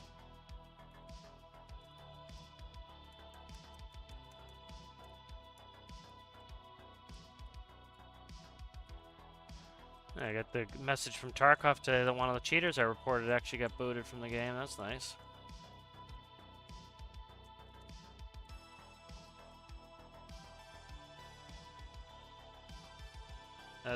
That game can be devastating with cheaters because of the yeah, you lose your loot.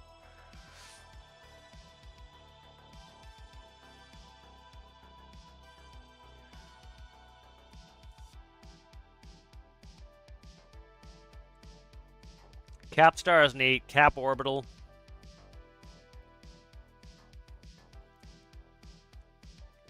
Cap Astronomics is cool, but I'm not spelling astronaut. Screw that. That's gonna be a ton of letters.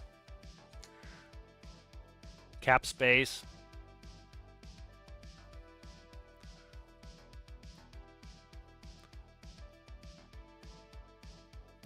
Yeah, using the stations to refuel is a good thing to do. So I was talking about this before. I do a give a penny, take a penny station. I do this a lot in Kerbal. If you like, for example, when I come back to land on the planet, most of what's going to be working is the rockets, or not the rockets, the jet engines. So what I'll do is I will come back in ass first, and the jets will fire back up, and the jets will slow me down, and the jets are actually what's going to be landing me. And so that they're incredibly fuel efficient. So if I know that, okay, last time it required, I don't know, 10,000 liters of hydrogen, 10,000 liters of oxygen to get from the space station back to Earth, and I have double that, what I'll do is I give that excess fuel to the space station. And so I'm not doing CapEx. I have nothing. I don't like Elon Musk. You know, so what I do is I give that back to the station. And so every time I go up to the station, I'm essentially donating some fuel to the station. So then for all my transit vehicles, they get, you know, they end up getting the fuel. So.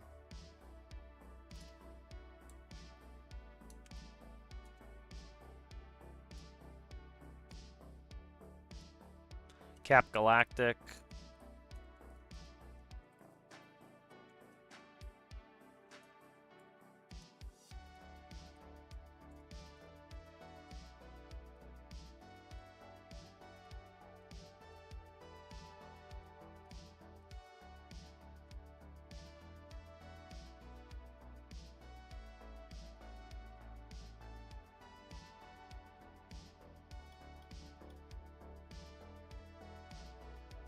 Oh, I like the rings.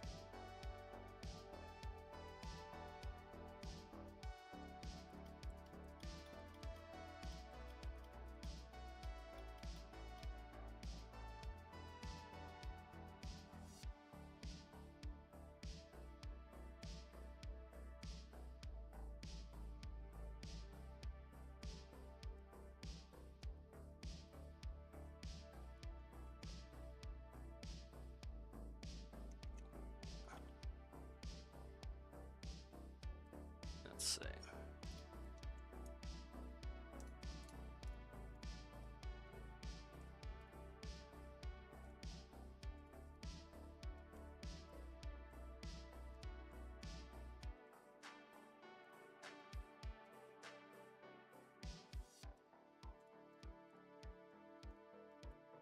I feel like the gold stands out nicely. Hinge is always a mess to get the hinge right.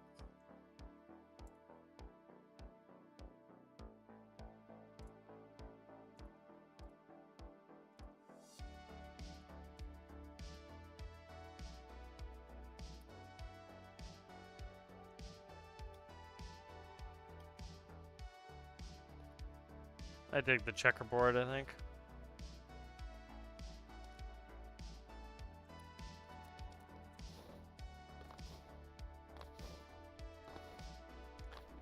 I could just do CA cast astronomics. Thinking that's astronomics. Astronomics. Bet you'll say the word right.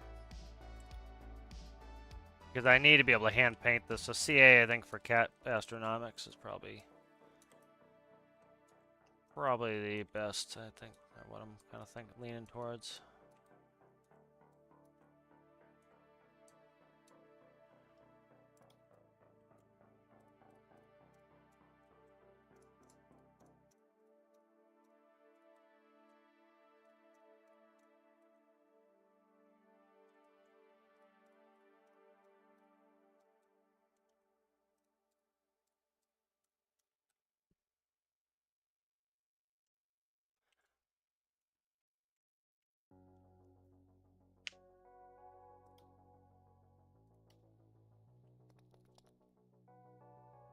I don't know about the rings, but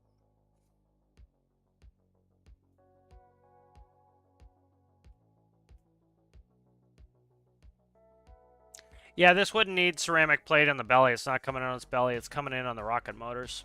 So if you notice, it already has a black belly.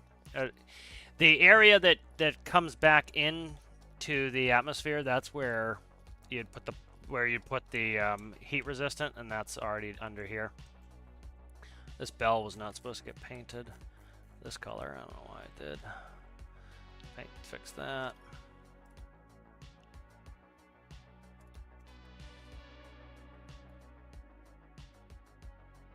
So like the bell, so a lot of the hot gases are coming into the bell, and then they're hitting here. So this would be all ablative. Not necessarily. It doesn't need to be ablative. Ablative is a pain in the ass because you have to then replace the tiles. That's the whole ablating point of it. But just needs to be heat resistant, you know, essentially.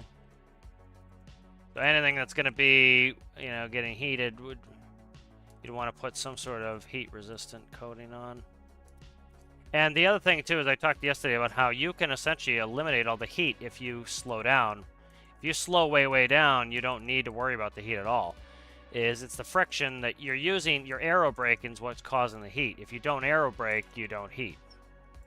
You know, so essentially I have no intention to aero brake. I'm going to slow down, so not that it's in game anyway, but that's how I, you know, don't have to worry about that in Kerbal either. Is I don't do aero braking if my craft is you know, isn't generally able to handle the heat of it.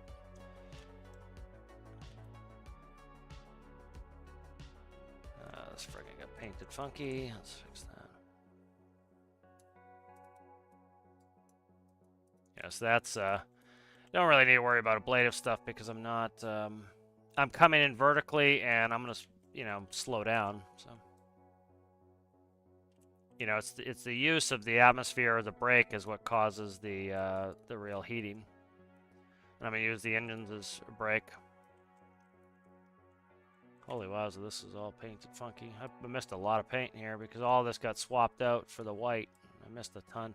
This real light silvery color is tough to tell from a gray, or from white rather. Missed a ton of painting. Good lordy, lordy loo.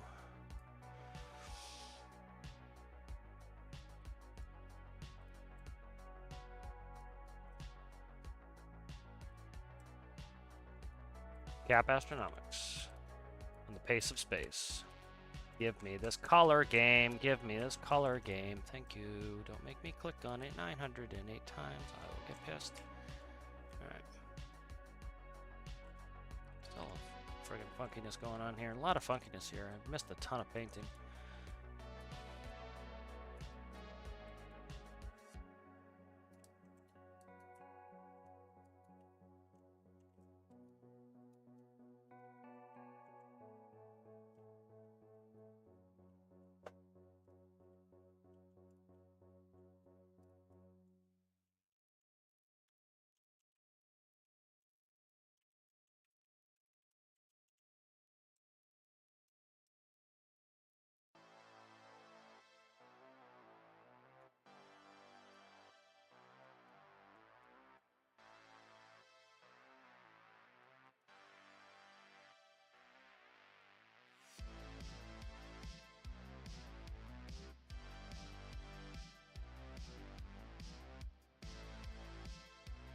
It's always a pain going in here and get like this real detailed stuff done here.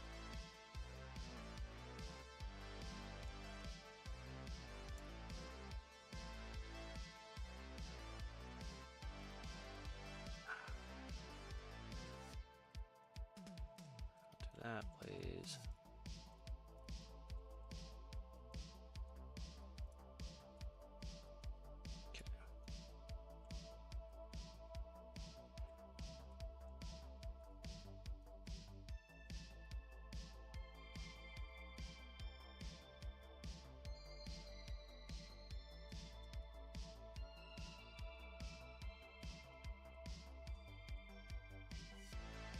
Camera's extra flicky today.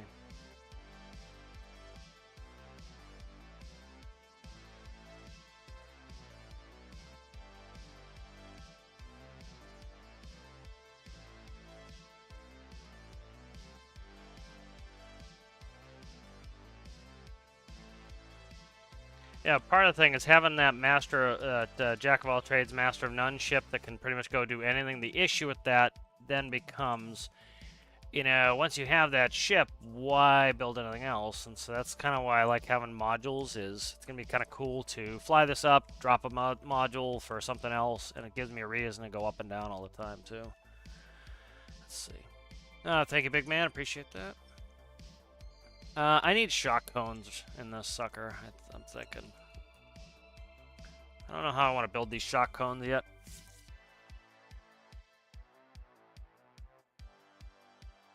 How do I want to do shock cones? Shock cones. Must do shock cones. I was going to just do middle shock cones, but I don't know.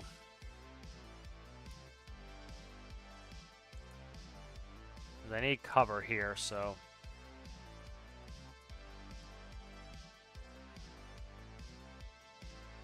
Let's try. I want to figure out something for a shock cone here.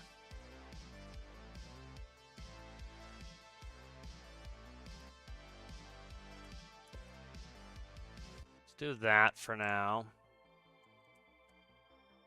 And then I'm going to try to work these shock cones. Alright. Trying to get some of the neat features in here that I think will be fun.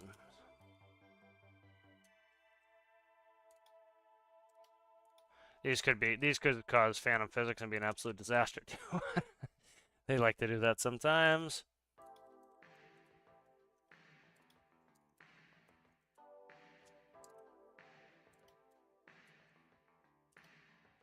Let's go back.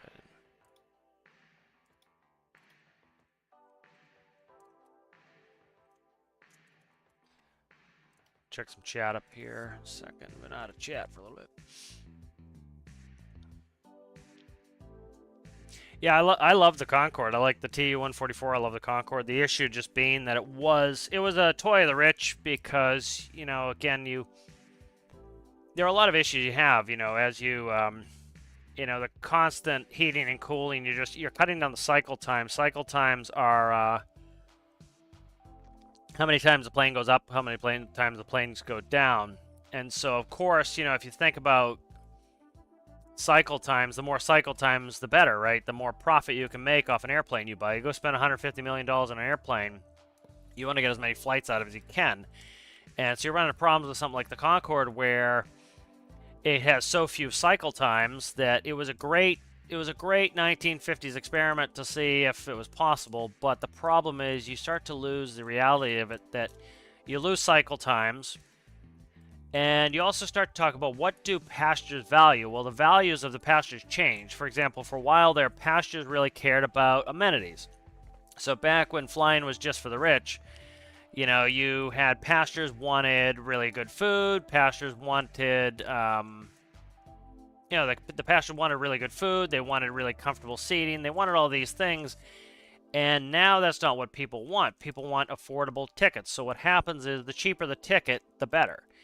And so, you know, if you look on the websites for buying tickets, whatever, you know, people will sort by the cheapest ticket. So the values of the passengers changed, and so they don't really care as much about speed anymore. They don't care. Like, you'll see, like, people literally choose to, they'll take a connection to save 20 bucks that will cost them an hour. So they don't care much about their time. They care more about the price. And so they'd rather have a terrible, miserable day traveling, but then they get to be on vacation and they can do more cool things on their vacation. And that's what, you know, and then part of having online booking, like literally if you're not in the top 10 results, there's a good chance that people just don't ever click to the next page. You know, and so they've done all this testing, the airlines have, and so it's like they know that they need to have the cheapest price. So it was like when they were, you know, that era when people thought, oh, we'll have all this supersonic. Well, people didn't care about how, you know, they didn't care about getting to London in 5 hours. What they cared about was having a cheap ticket. And so, you know, except below, supersonics will come back. Unlikely. They might come back for rich people again, but they're likely not going to come back for normal travel because that's not what people value. And so that they have to go after what people value. And that tends to be what's cheap. Alright, so let's do... Hopefully this doesn't screw with me and be a big pain in the ass. Let's see, where can I fit this here?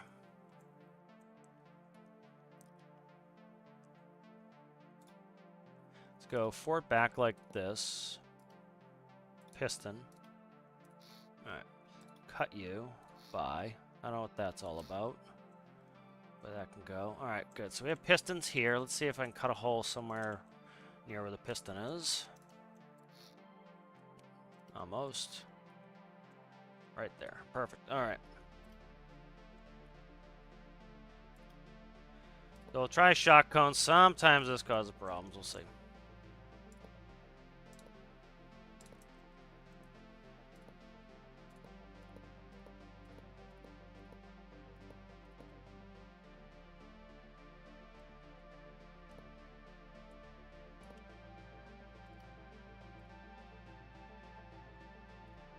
You know, so that's why we lose a lot of those cool airplanes. It's just like, you know, I talked about yesterday how the E-tops was why we had all the tri-jets. The tri-jets were all for E-tops, so you're required to have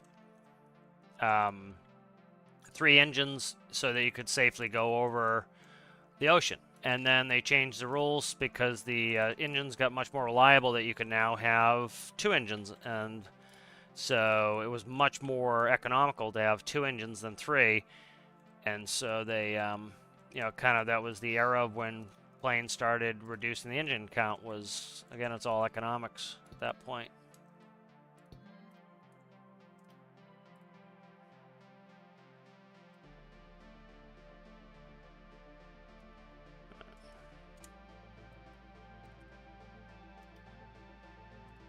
Alright, so we'll check these shock cones out. So what these will do is when we...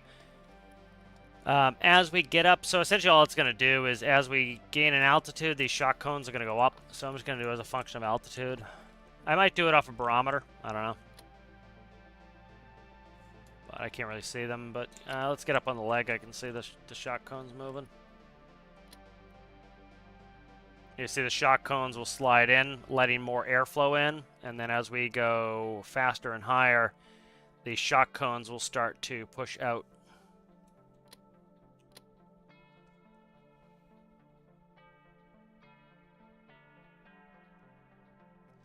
So, like, you know, when we start off, the shock cones will be down.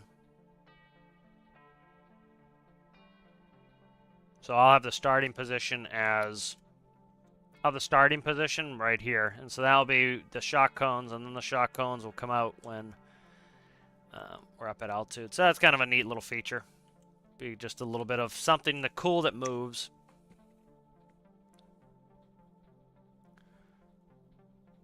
Yep, thank you again, Big Man. How's it going there, Tauste?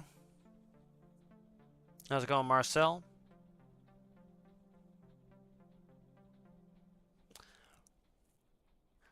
Yeah, there's a reason why they all look that way. Is that's what's aerodynamic. I think it's gonna be Cap Astronomics, and it's gonna be CA because I'm gonna have to hand draw a lot of that crap. That's what I'm thinking. Space Coke. What changed since yesterday? Thank you there, Owl. Yeah, it's pretty much, you know, yesterday was all testing mechanics, and then now, so it's actually pretty interesting. This ship should be able to hold 2 of those trailer worths. And it has, so the ship has 3 oxygen tanks of those size on the trailer. It has 3 hydrogen tanks, the same size as the trailer. And it should be able to hold 2 of those trailers. So that would be, what are you talking there? What are those, 6 or 12? So 24. So it should, so each tank should be able to hold 8. Something like that.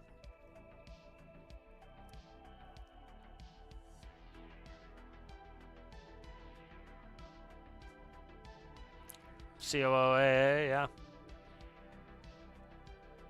Yeah. A lot of those supersonics are really cool. The other thing is the noise. That's like when people are like, oh, we're going to have all these drones, and you'll be able to take a drone taxi from your house to go get a coffee. No, you're not.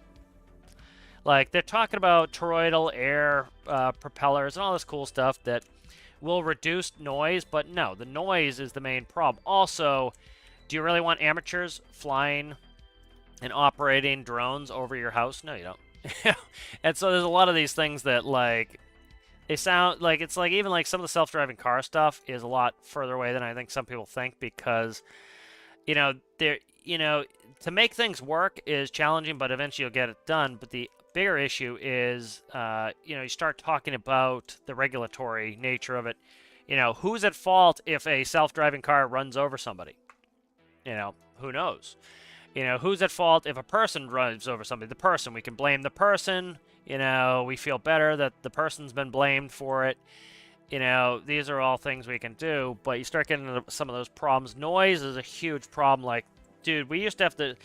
I talked about when we used to fly into Dallas, we would come over the field at 10,000 feet, and we would slam dunk in. We would drop from 10,000 feet to nothing in a very short period of time, all for noise abatement, so that people, you know, weren't getting blasted with the noise all day long. And so it's like stuff like that, you know, you don't really think about. You know, do you really want, you're sleeping in one morning and you hear buzz down the street, then you hear buzz down the street, buzz down the street, buzz down the street, as one of the delivery companies is just delivering somebody's, you know, crap to their house. People aren't going to put up with that either. So it's like a bunch of that stuff is, you know, impractical. And that was a big part with Supersonic, was it was problematic with it. It was just so noisy. The sonic booms were causing problems. People didn't want to listen to it all day long. You know, you start getting into problems with that. This is all going to get XML fixed under there at some point.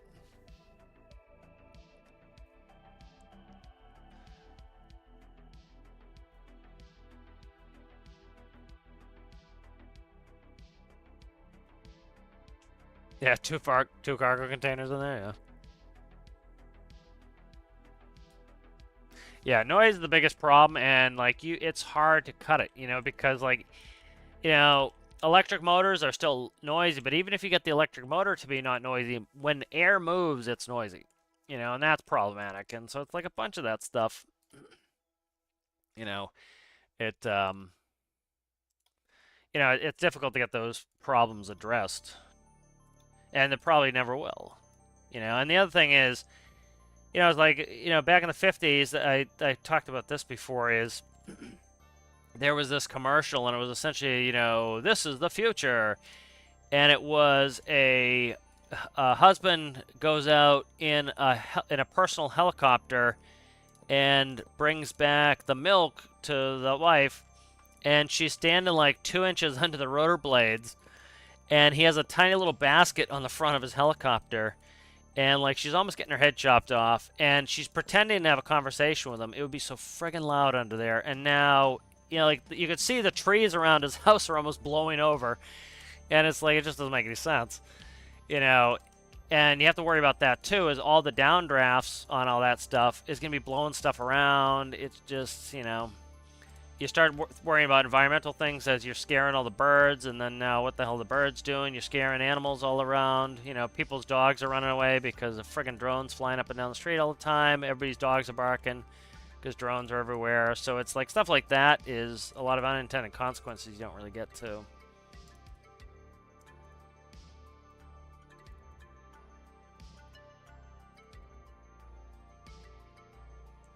Vandalism. It's like you see the people pushing over the automated robots. Like the delivery robots.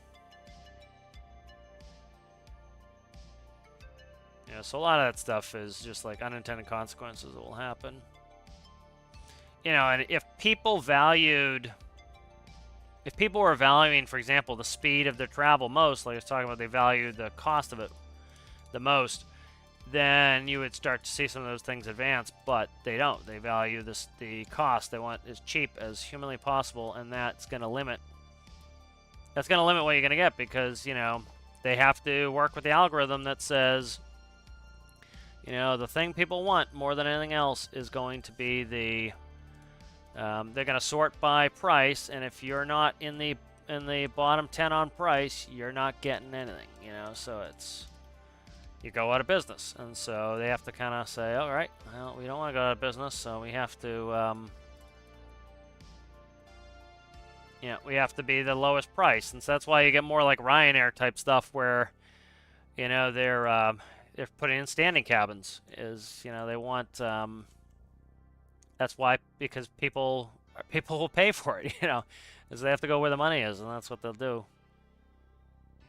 It was like when I was in the airlines, people always complained about how bad the food was. Oh, the food used to be so much better. Yeah, you used to pay a lot more, and it used to be regulated. And then Reagan, I won't go into my thoughts on Reagan, but deregulated the airlines, and that was a huge downfall for so much of the stuff. Like it became a sucky career. It's one of the reasons why the career sucked when I was there, and it safety was problematic, and like the quality went way down, because they lost the regulation, or they didn't lose it, somebody took it away.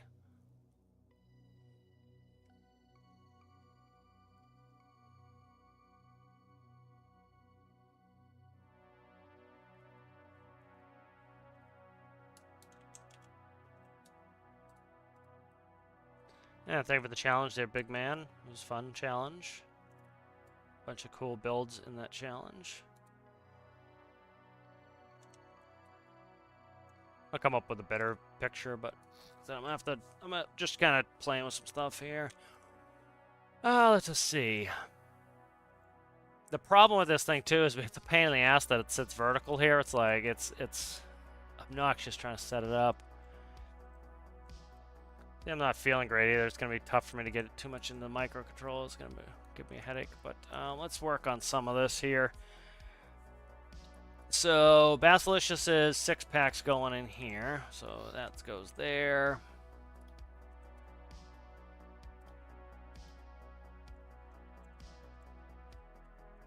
Oh my god.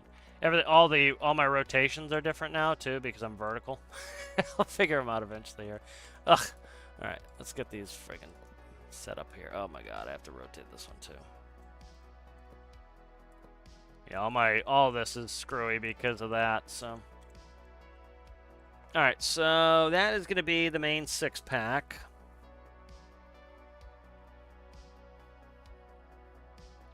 You know, like I remember staying in a hotel in Toronto, and it was like, airplanes just flew over constantly. It was like a lot of that stuff people just aren't going to put up with, and so it's tough. Tough to deal with that crap. All right, so let's see. Let's do gear. Trying to do like little projects here to kind of get things working, and then I can move on from there.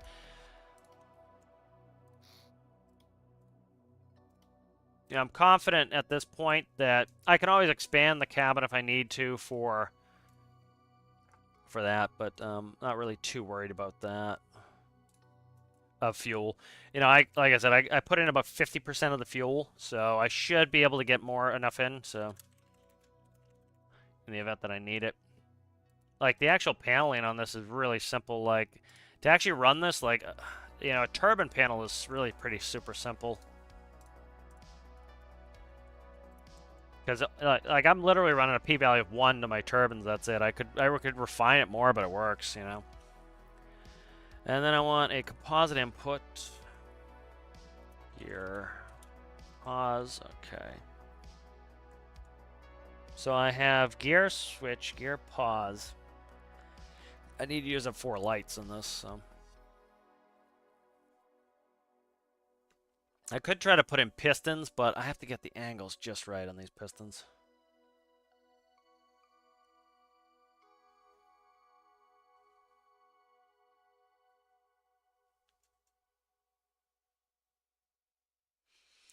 Yeah, the engine failure, the simulated engine failure is allowed because it causes all the popping noises. So it's like pop, pop, pop, pop, pop. Yeah. Like that was a bunch of stuff. Like when I did, like Florida's all flight training. When I was doing flight training, when I was a flight instructor, when I was doing my training, they have like practice areas. So you're supposed to go to the practice area because it was like out over there, away from people. So that was to try to mitigate some of the noise. That's a huge concern for it all's noise.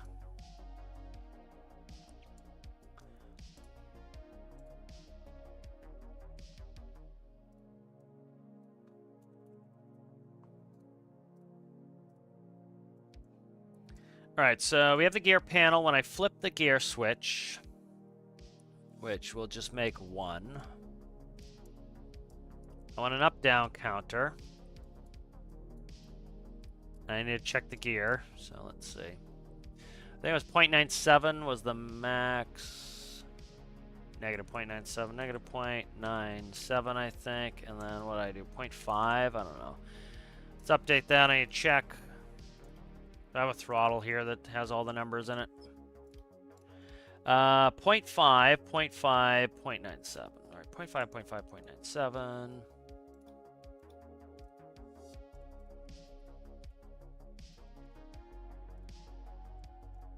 Alright, so reset value is going to be 0.5.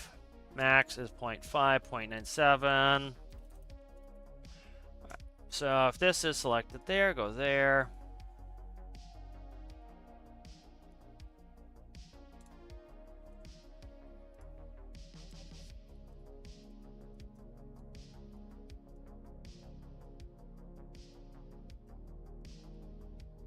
Alright.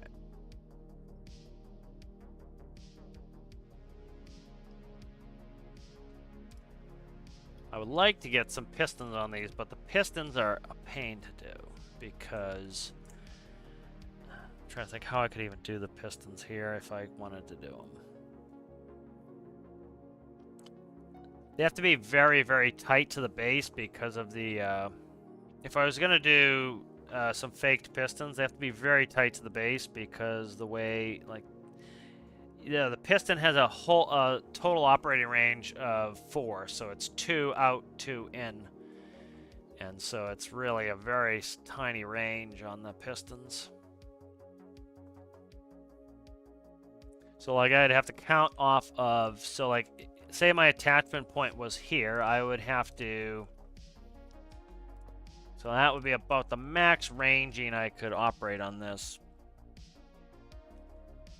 So I could make it work. Let's screw with some pistons, see if I can get the pistons to work for me.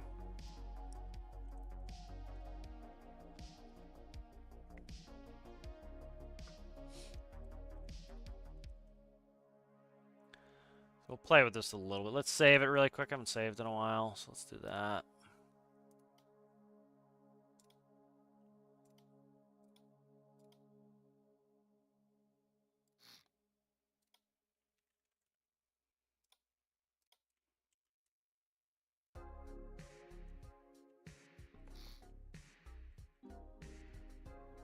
And then the way these fold up, they have to be able to go down too, so it's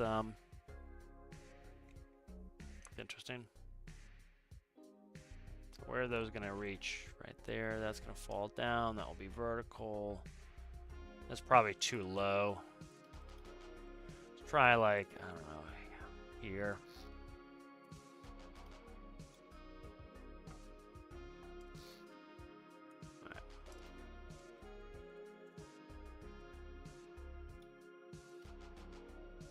This is eyeballing.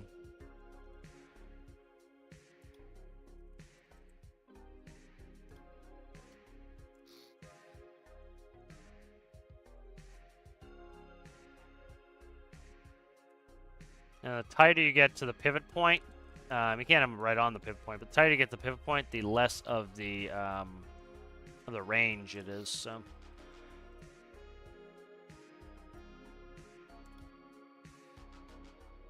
No, I have to do this first too.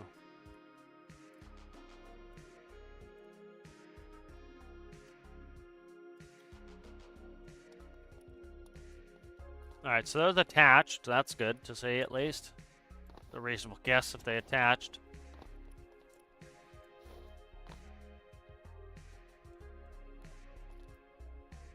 Alright, shocker that I got that on the first friggin' try. Alright.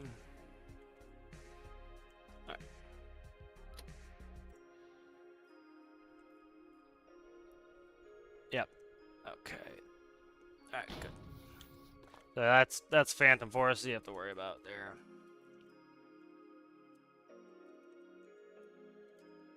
I could have them come out one and go.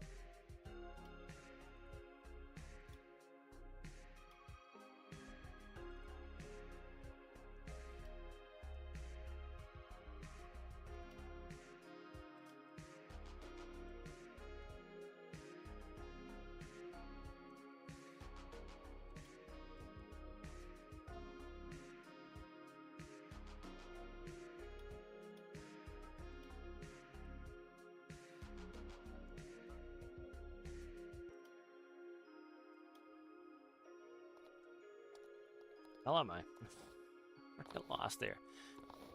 They missed the grab. Yeah, so a lot of the airport stuff is just insanely noisy. So they have to be forward. Okay.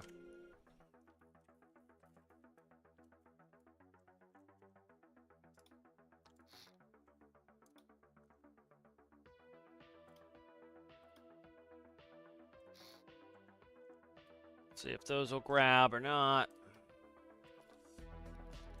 See how many times I get that friggin' message. Alright, those are gonna fall and hit here first, so I need to drop them probably one. Because they move back, so that cuts down their reach, so I have to go down. Down probably one or two. See if this one grabs before I move the other one. Keep facing the wrong direction here. It's taking me extra time to get in. Alright, that one grabs, but it is now interacting with that, so that needs to come out more. Alright. Alright, we're making progress on it.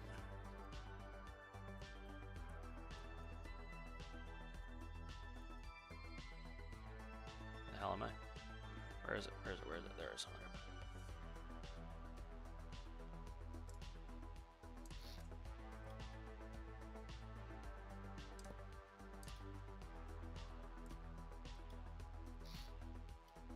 That's going to be further out, so I might have to drop it another block. We'll see. So where is that sitting? Okay, let me see. How's that going to sit when it comes vertical? Vertical is going to be a problem too, so that's not quite going to work the way I have it. All right.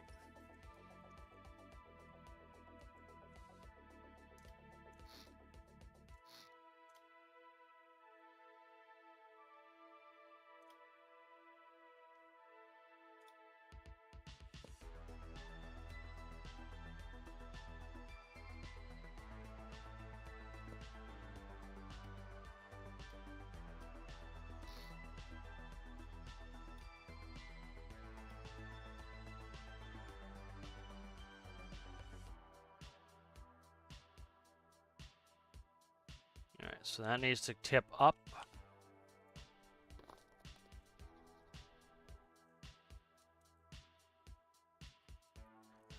All this for a little bit of aesthetics, huh? That's what's obnoxious. It's just for a little bit of looks. I wonder if I tip those down. Let's keep these like this, and let's cut this and tip it down.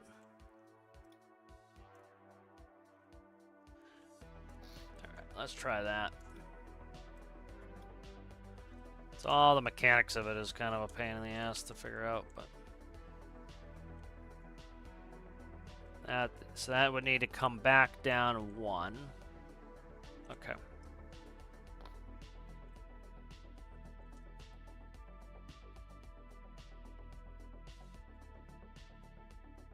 So that's not going to work when that comes over. No, I raised. Yeah, I raised it one. That's not going to work. Okay. So, yeah, because this is in line. This is going to have problems there if I hit that.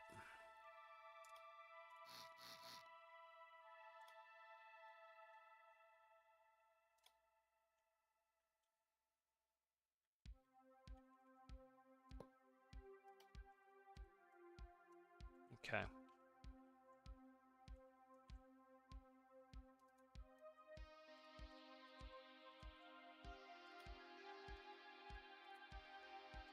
This aesthetic stuff tends to become a bit of work.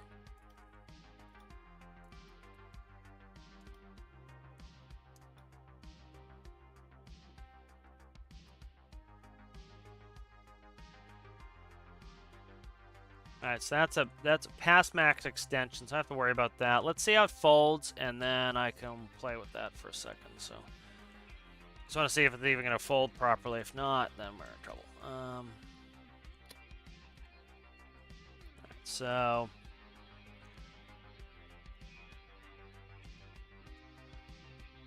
far so good.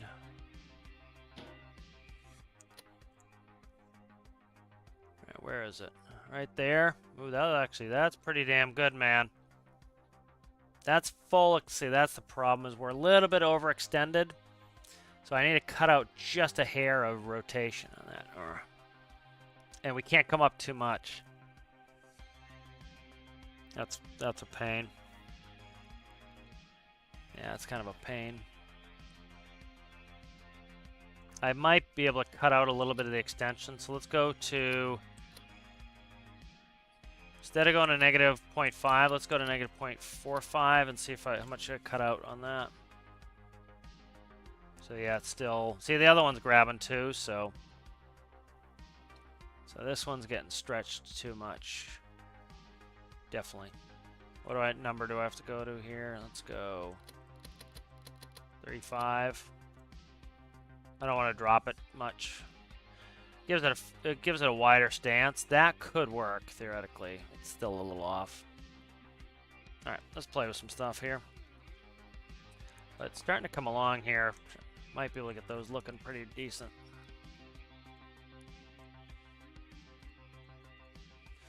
I could come, if I can't come down one more because when it's up, it is all the way.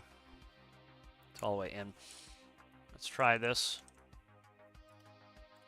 Cut you, move you one forward, like that. Merge you there, merge you there. Come on, merge. Okay. Yes. Merge, okay. That is going to bring it extension 1 out. So we have to drop that. If this is going to extend 1 out, we need to drop that again. Custom pneumatic pistons would be awesome. And then this here, I'm going to cut out these for now because that's just causing me problems at the moment.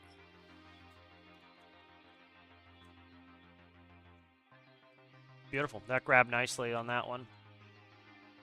I might even be able to put that part back in, but I kind of like the new setup anyway. So that grabs nicely there. Let's see if it crushes the shit out of it when I push it all the way up. Hopefully not. Looks like it's about a 4-swing, so... Come on, camera. The camera's all dopey because of it being vertical. Look at that, baby. So that's the position. Let's extend them. There we go. Be able to put some legs on there. I don't know how those corners are going to attach, though. We have to look at those. All right, good. So that's kind of cool. Read some chat here.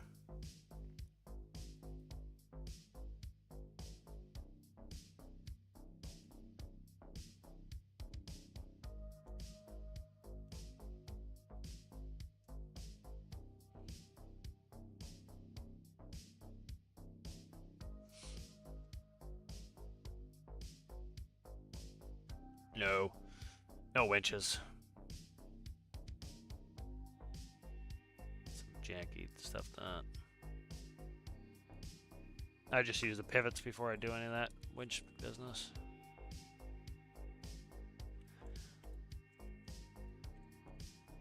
No shortcuts. I do it right, or I won't do it.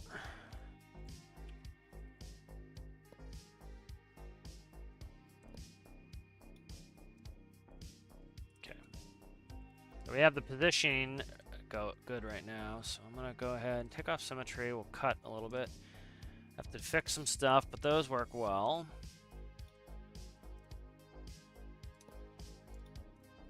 Alright, that's good there. And then where do you? You're sitting... Okay, so that can go...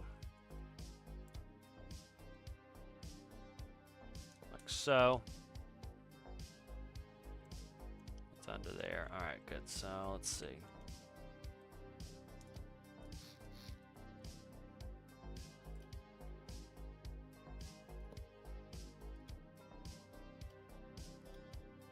Alright, there's that.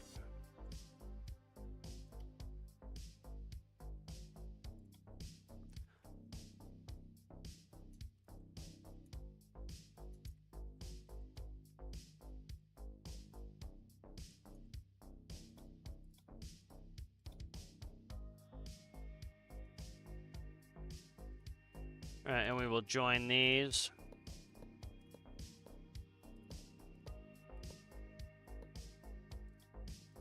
For rigidity's sake. And we will join these for rigidity's sake.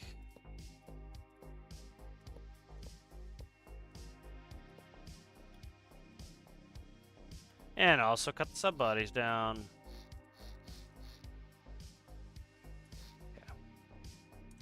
Now the problem is this side's going to be a mess because that's actually, I think, where these have to sit. Are they? So what do we have? Second? Yeah, see, this is the problem, is these now are in the way. Scheiße. Because they've gone so far back, they're now in the way.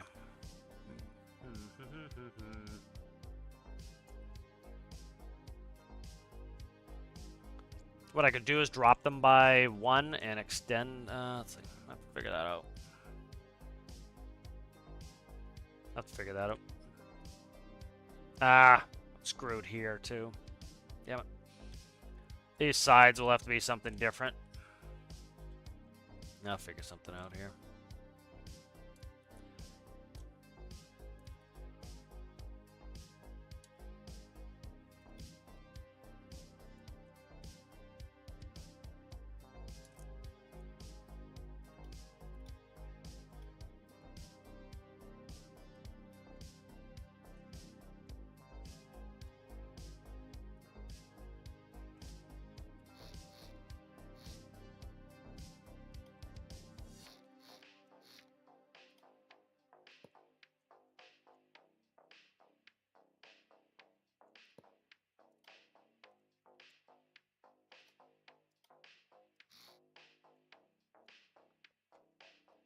I might do single centers on these. Let's see. The problem is I can't really get up there.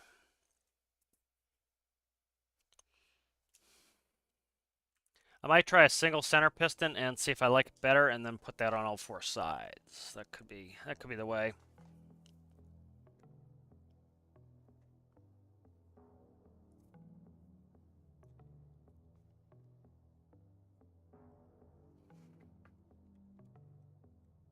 Let's look at this really quickly.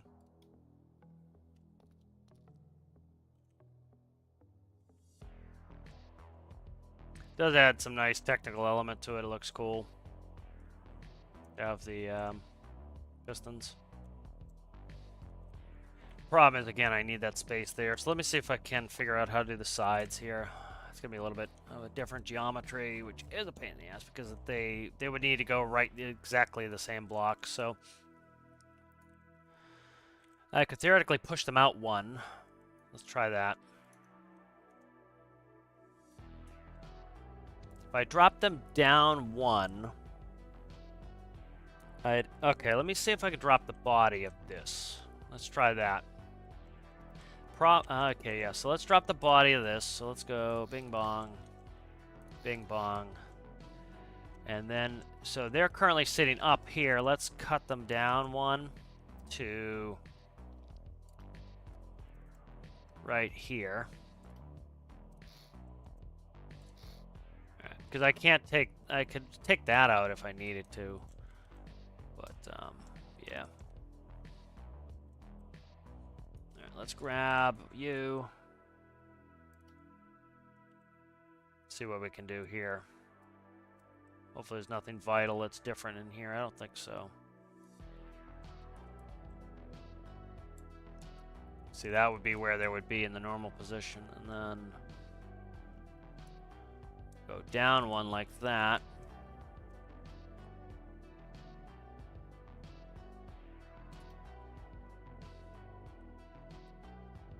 Hopefully I'm not screwing with anything on the interior. I don't think so. I think I have a good bit of space.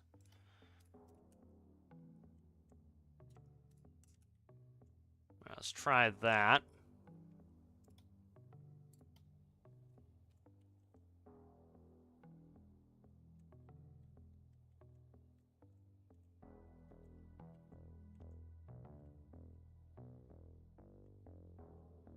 If this works in the first try, I'm going to be absolutely amazed. I will be a frickin' amazed. Let's give it a pull, see what we see. Now, this is the sort of thing that this is what I like adding. These are my favorite features to add is... Oh, baby! Oh, baby! Look at that, baby. That looks good. I like it. That works pretty well. Once I gotta figure out the geometry, it's not too bad, but figuring out the geometry is kind of a pain in the ass. Not too shab. Not too shabblabber. Okay, I like that. That's neat. They don't actually do anything, but they're really cool to look at. There we go. That's a lot of fun.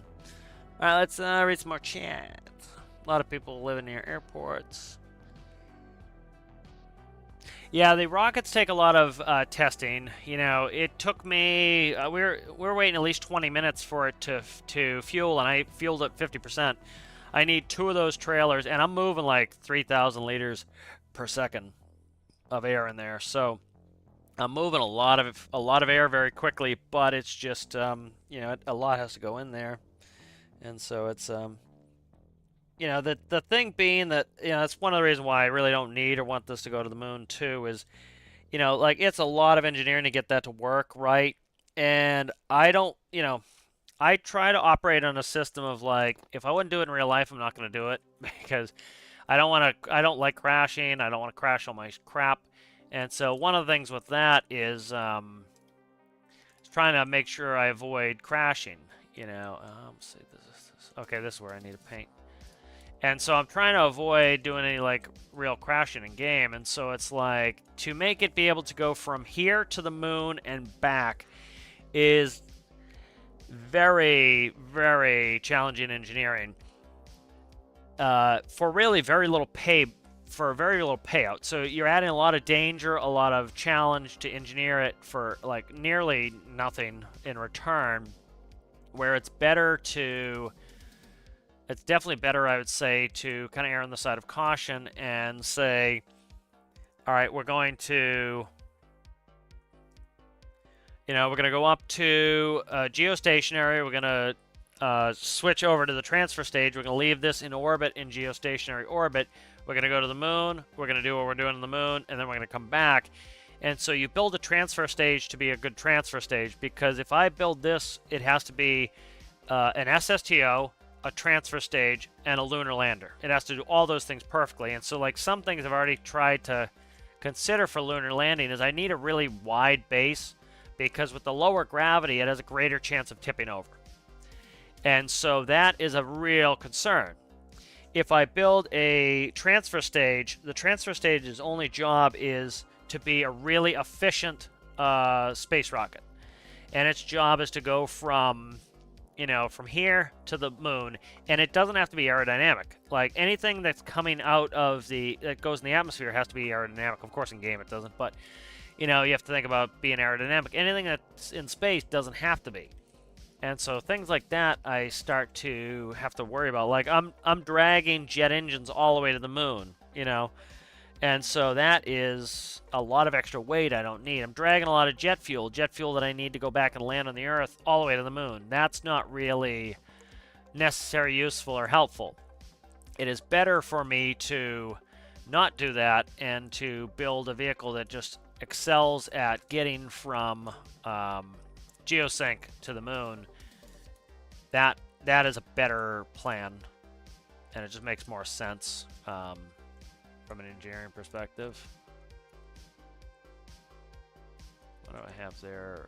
Yellow sides. Okay, bingo, bango, bongo, bingo.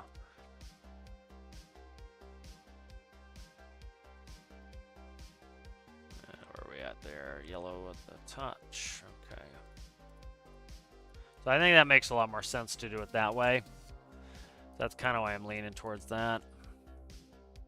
I'm digging on these new struts, though. Those are cool. Alright, those work. Well, let's save that. That worked out nicely. Starting to dig this. Catching back up in chat.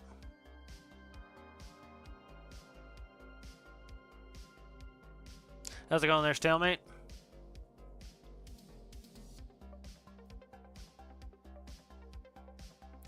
Yeah, delivery, the problem again is the noise. Helicopters are insanely... So, first of all, let's look at controller really quick. We'll bring up controller. This is like one thing with helicopters.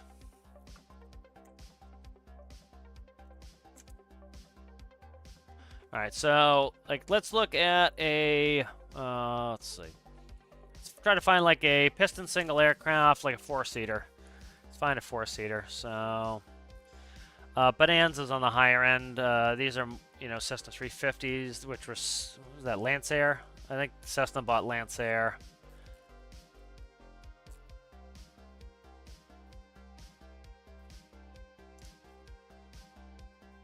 So, like, if you think of, like, we'll look at some of these. So, like, this is, like, a 2014 Cirrus.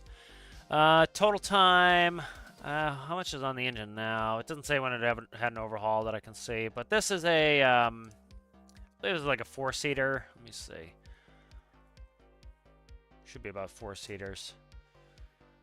Oof, this one is a bad pricing because it has 2200 hours no, it's 22 hours. Is that 22 hours? 2200 hours till, okay, that's 22 hours till overhaul. That's fine. So that actually has a good bit of time left on the engine. I was gonna say, because you have to overhaul. So there's a 4-seater, pretty much. And like, even if it said 6-seater, you need to look at the useful load. So let's find the useful load on this. So where the hell is useful load? Useful. Let's see. We'll take off. Wait. Does it have like? It doesn't have any of the necessary information in here. It's like. So basic empty weight's 2,500 pounds. It's not telling me what the max takeoff weight is, which is obnoxious. Let's see. What are we talking? SR22. SR22 max takeoff weight. Max gross 36. So 3,600 pounds. So you're talking, 1,400 pounds of useful load. No, actually less than that. Basic empty weight is 2,520. What did I say this was? 3,600. So 3,600. We'll just do minus 2,500. So that is a useful load of 1,100 pounds. Let's see, what's the fuel capacity? Let's give me a few. See, like this website sucks because it's somebody filled that out. SR22. Useful fuel.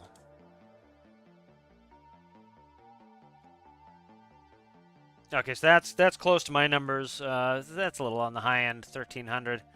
I'm thinking. We'll go with my numbers. 82-gallon fuel capacity. So let's see. So 82 times 6.7, we're talking 594, so 1,100. Let's even go by their numbers. 1,300 minus 594. So that's 706 pounds left. If you divided that by 4, that means each person and their baggage can only weigh 176 pounds. So that means that I weigh 179 right now. So, that means that you could not have 4 of me in this plane with no baggage and full fuel. So that is that. Now let's look at a helicopter. And this is why, we're talking about deliveries, but I'm going into a longer thing about cost. And so, if you look at a helicopter, here's a Piston Robinson. This is a 4-seater here. So helicopters tend to cost more initially. They tend to cost a lot more on maintenance. And the thing is, the useful load really sucks on helicopters because with the airplane, the wings are carrying most of the weight. In a helicopter, the rotor is carrying all the weight, so the engine has to be powerful enough to carry the people. Also, helicopters vibrate like crazy, so the maintenance is huge. So, if you had a bunch of helicopters flying around your neighborhood, even if they could be silent, you have to now worry about a big corporation. Are they doing enough maintenance to not have a helicopter crash into your house and kill you? R44. So R44 useful load. So the useful load on this Robinson is 1,000 pounds. So we're already down 300 pounds. So 1,000 pound useful load. And then what's R44 max fuel? So let's see. Max fuel in pounds is 293. So if we say 1,100 minus 293, you're talking, that's 707 left divided by 4. So you're about the same on useful load on that particular helicopter. So this is going to cost you a hell of a lot more in maintenance. That's going to cost you a hell of a lot more in, definitely maintenance. But, it's going to be the helicopters tend to be a lot more expensive to insure. They tend to be a lot more maintenance intensive. I don't know what the TBOs are on these. Let's say a Robinson T44 TBO, R44 TBO. Let's see. So to overhaul the Robinson T40 R44 would be $144,000. SR22 overhaul cost.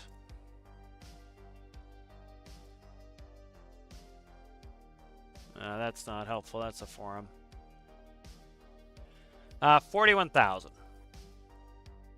So, you know, you look at the difference in overhaul between, you know, so the helicopter and the Cirrus are very close in useful load. So they can do about the same amount of work. The helicopter is going to be a lot more fuel hungry. You're going to be going a lot slower. The Cirrus, you're getting close to 200 knots, and it has a bigger fuel tank. And so you're going to be able to go longer and faster. Helicopter's slower and burns more fuel.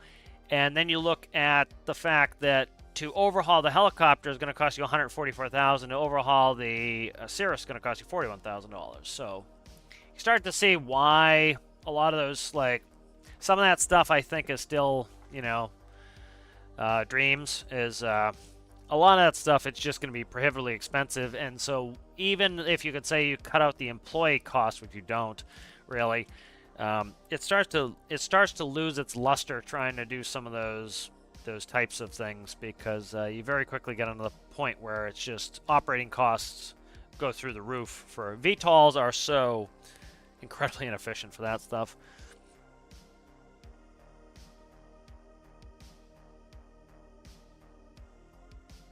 Yeah, I think all that stuff is fantasy. It could happen, but I find it highly unlikely. You know, drones and pulley, like even if the drone is 100 feet off the ground, it's still gonna be too noisy. As soon as the wind kicks up, guess what? No deliveries are getting done. Like, we didn't I work for a delivery company. We don't warehouse anything. Everything that we have gets delivered that day. We do not store anything. If it comes in today, it goes out today. And they have to do that, or else they'd quickly run out of space. They can't afford to warehouse your crap. And so one of the issues with that is, if you have it was incredibly disruptive if we had a snow day, which we almost never had. They just made us come in and work, no matter how bad it was. And you start getting into, for example, like the helicopter stuff. Anything aviation related is very heavily regulated. Plus, you have to start to realize you're not going out there when the weather's bad, period. And so now, when you used to be able to have a truck come down your street in a snowstorm and just deliver your package, well, now you're getting nothing. And the helicopter's not coming. And so now they have to pay for more warehouse space, because they have to warehouse all that crap, because today was a windy day, you know. And so that really can slow things down. So I think a lot of that's still fantasy. I think there are a lot of elements of it that just don't make any sense whatsoever. And they could come, but they have to really, there's a lot of problems to overcome. And overcoming those problems are a lot of costs. So could it happen? Yeah. Do I think it's anywhere near? No. But I could be wrong.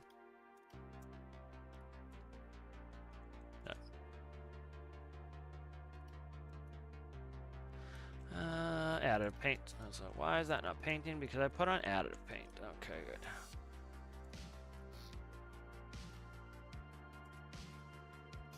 But I'm liking the leg design now. Is good.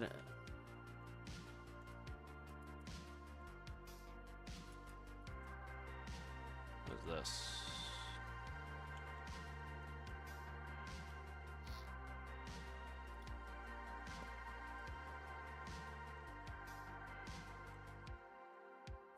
Clean these legs all up.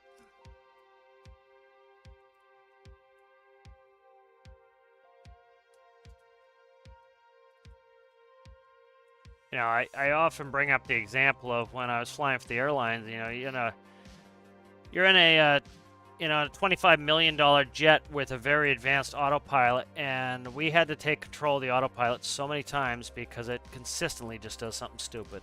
And we're like, what the hell? And we had like no clue, like, what is this thing doing? It's doing nothing that makes sense. You know, then you talk about security risks where, okay, you know, one of the things, you don't want people to forget how to do things. And that's part of just a sociological problem is, you know, you advance the point where, for example, you know, people don't know how to cook. You know, in the wilderness, people don't know what kind of food you can pick and eat and forage in the wilderness. And if you ever get in a situation where people have to, you know, survive again, you're kind of screwed. But then you start thinking about things like, you know, right now we have a huge pilot shortage. One of the reasons why I want to go back to flying. And if people lose that skill, if people forget how to fly, well, now you're in deep trouble when, for example, you have somebody hacks the system and now nothing works.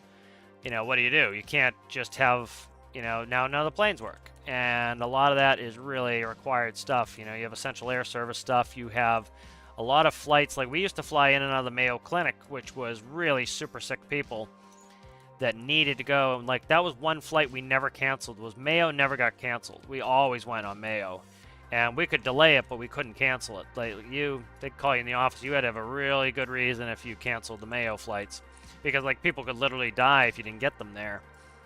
And so if you completely hand a lot of the stuff over to automation and robots, well, when something happens, when a software engineer who has no clue anything about aviation, like my brother worked for the company that built the screens for one of the airplanes I flew while I was flying that airplane. And so like I used to tell him like, oh, this thing, and he's like, oh, that makes sense to me. I'm like, and I explained to him why it doesn't make sense to a pilot and why it was a mess.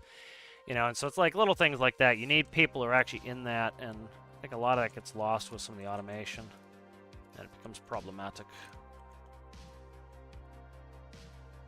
All right, let's see. Really digging the legs. The legs are coming out nicely now.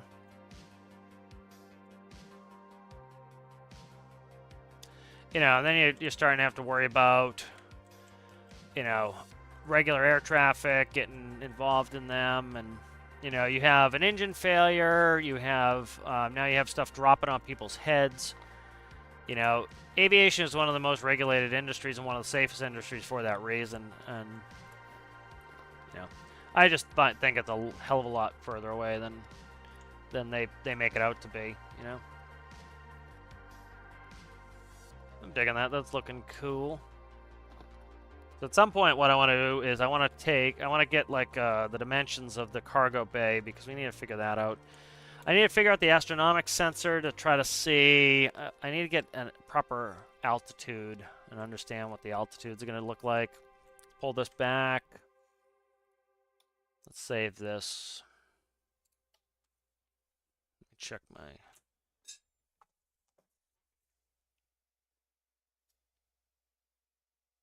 Shit. Might switch to Tarkov. I just realized Monk sent me a message like an hour ago. Stand by, guys. I'm just going to see if I'm going to switch games. I could kind of use a break from this.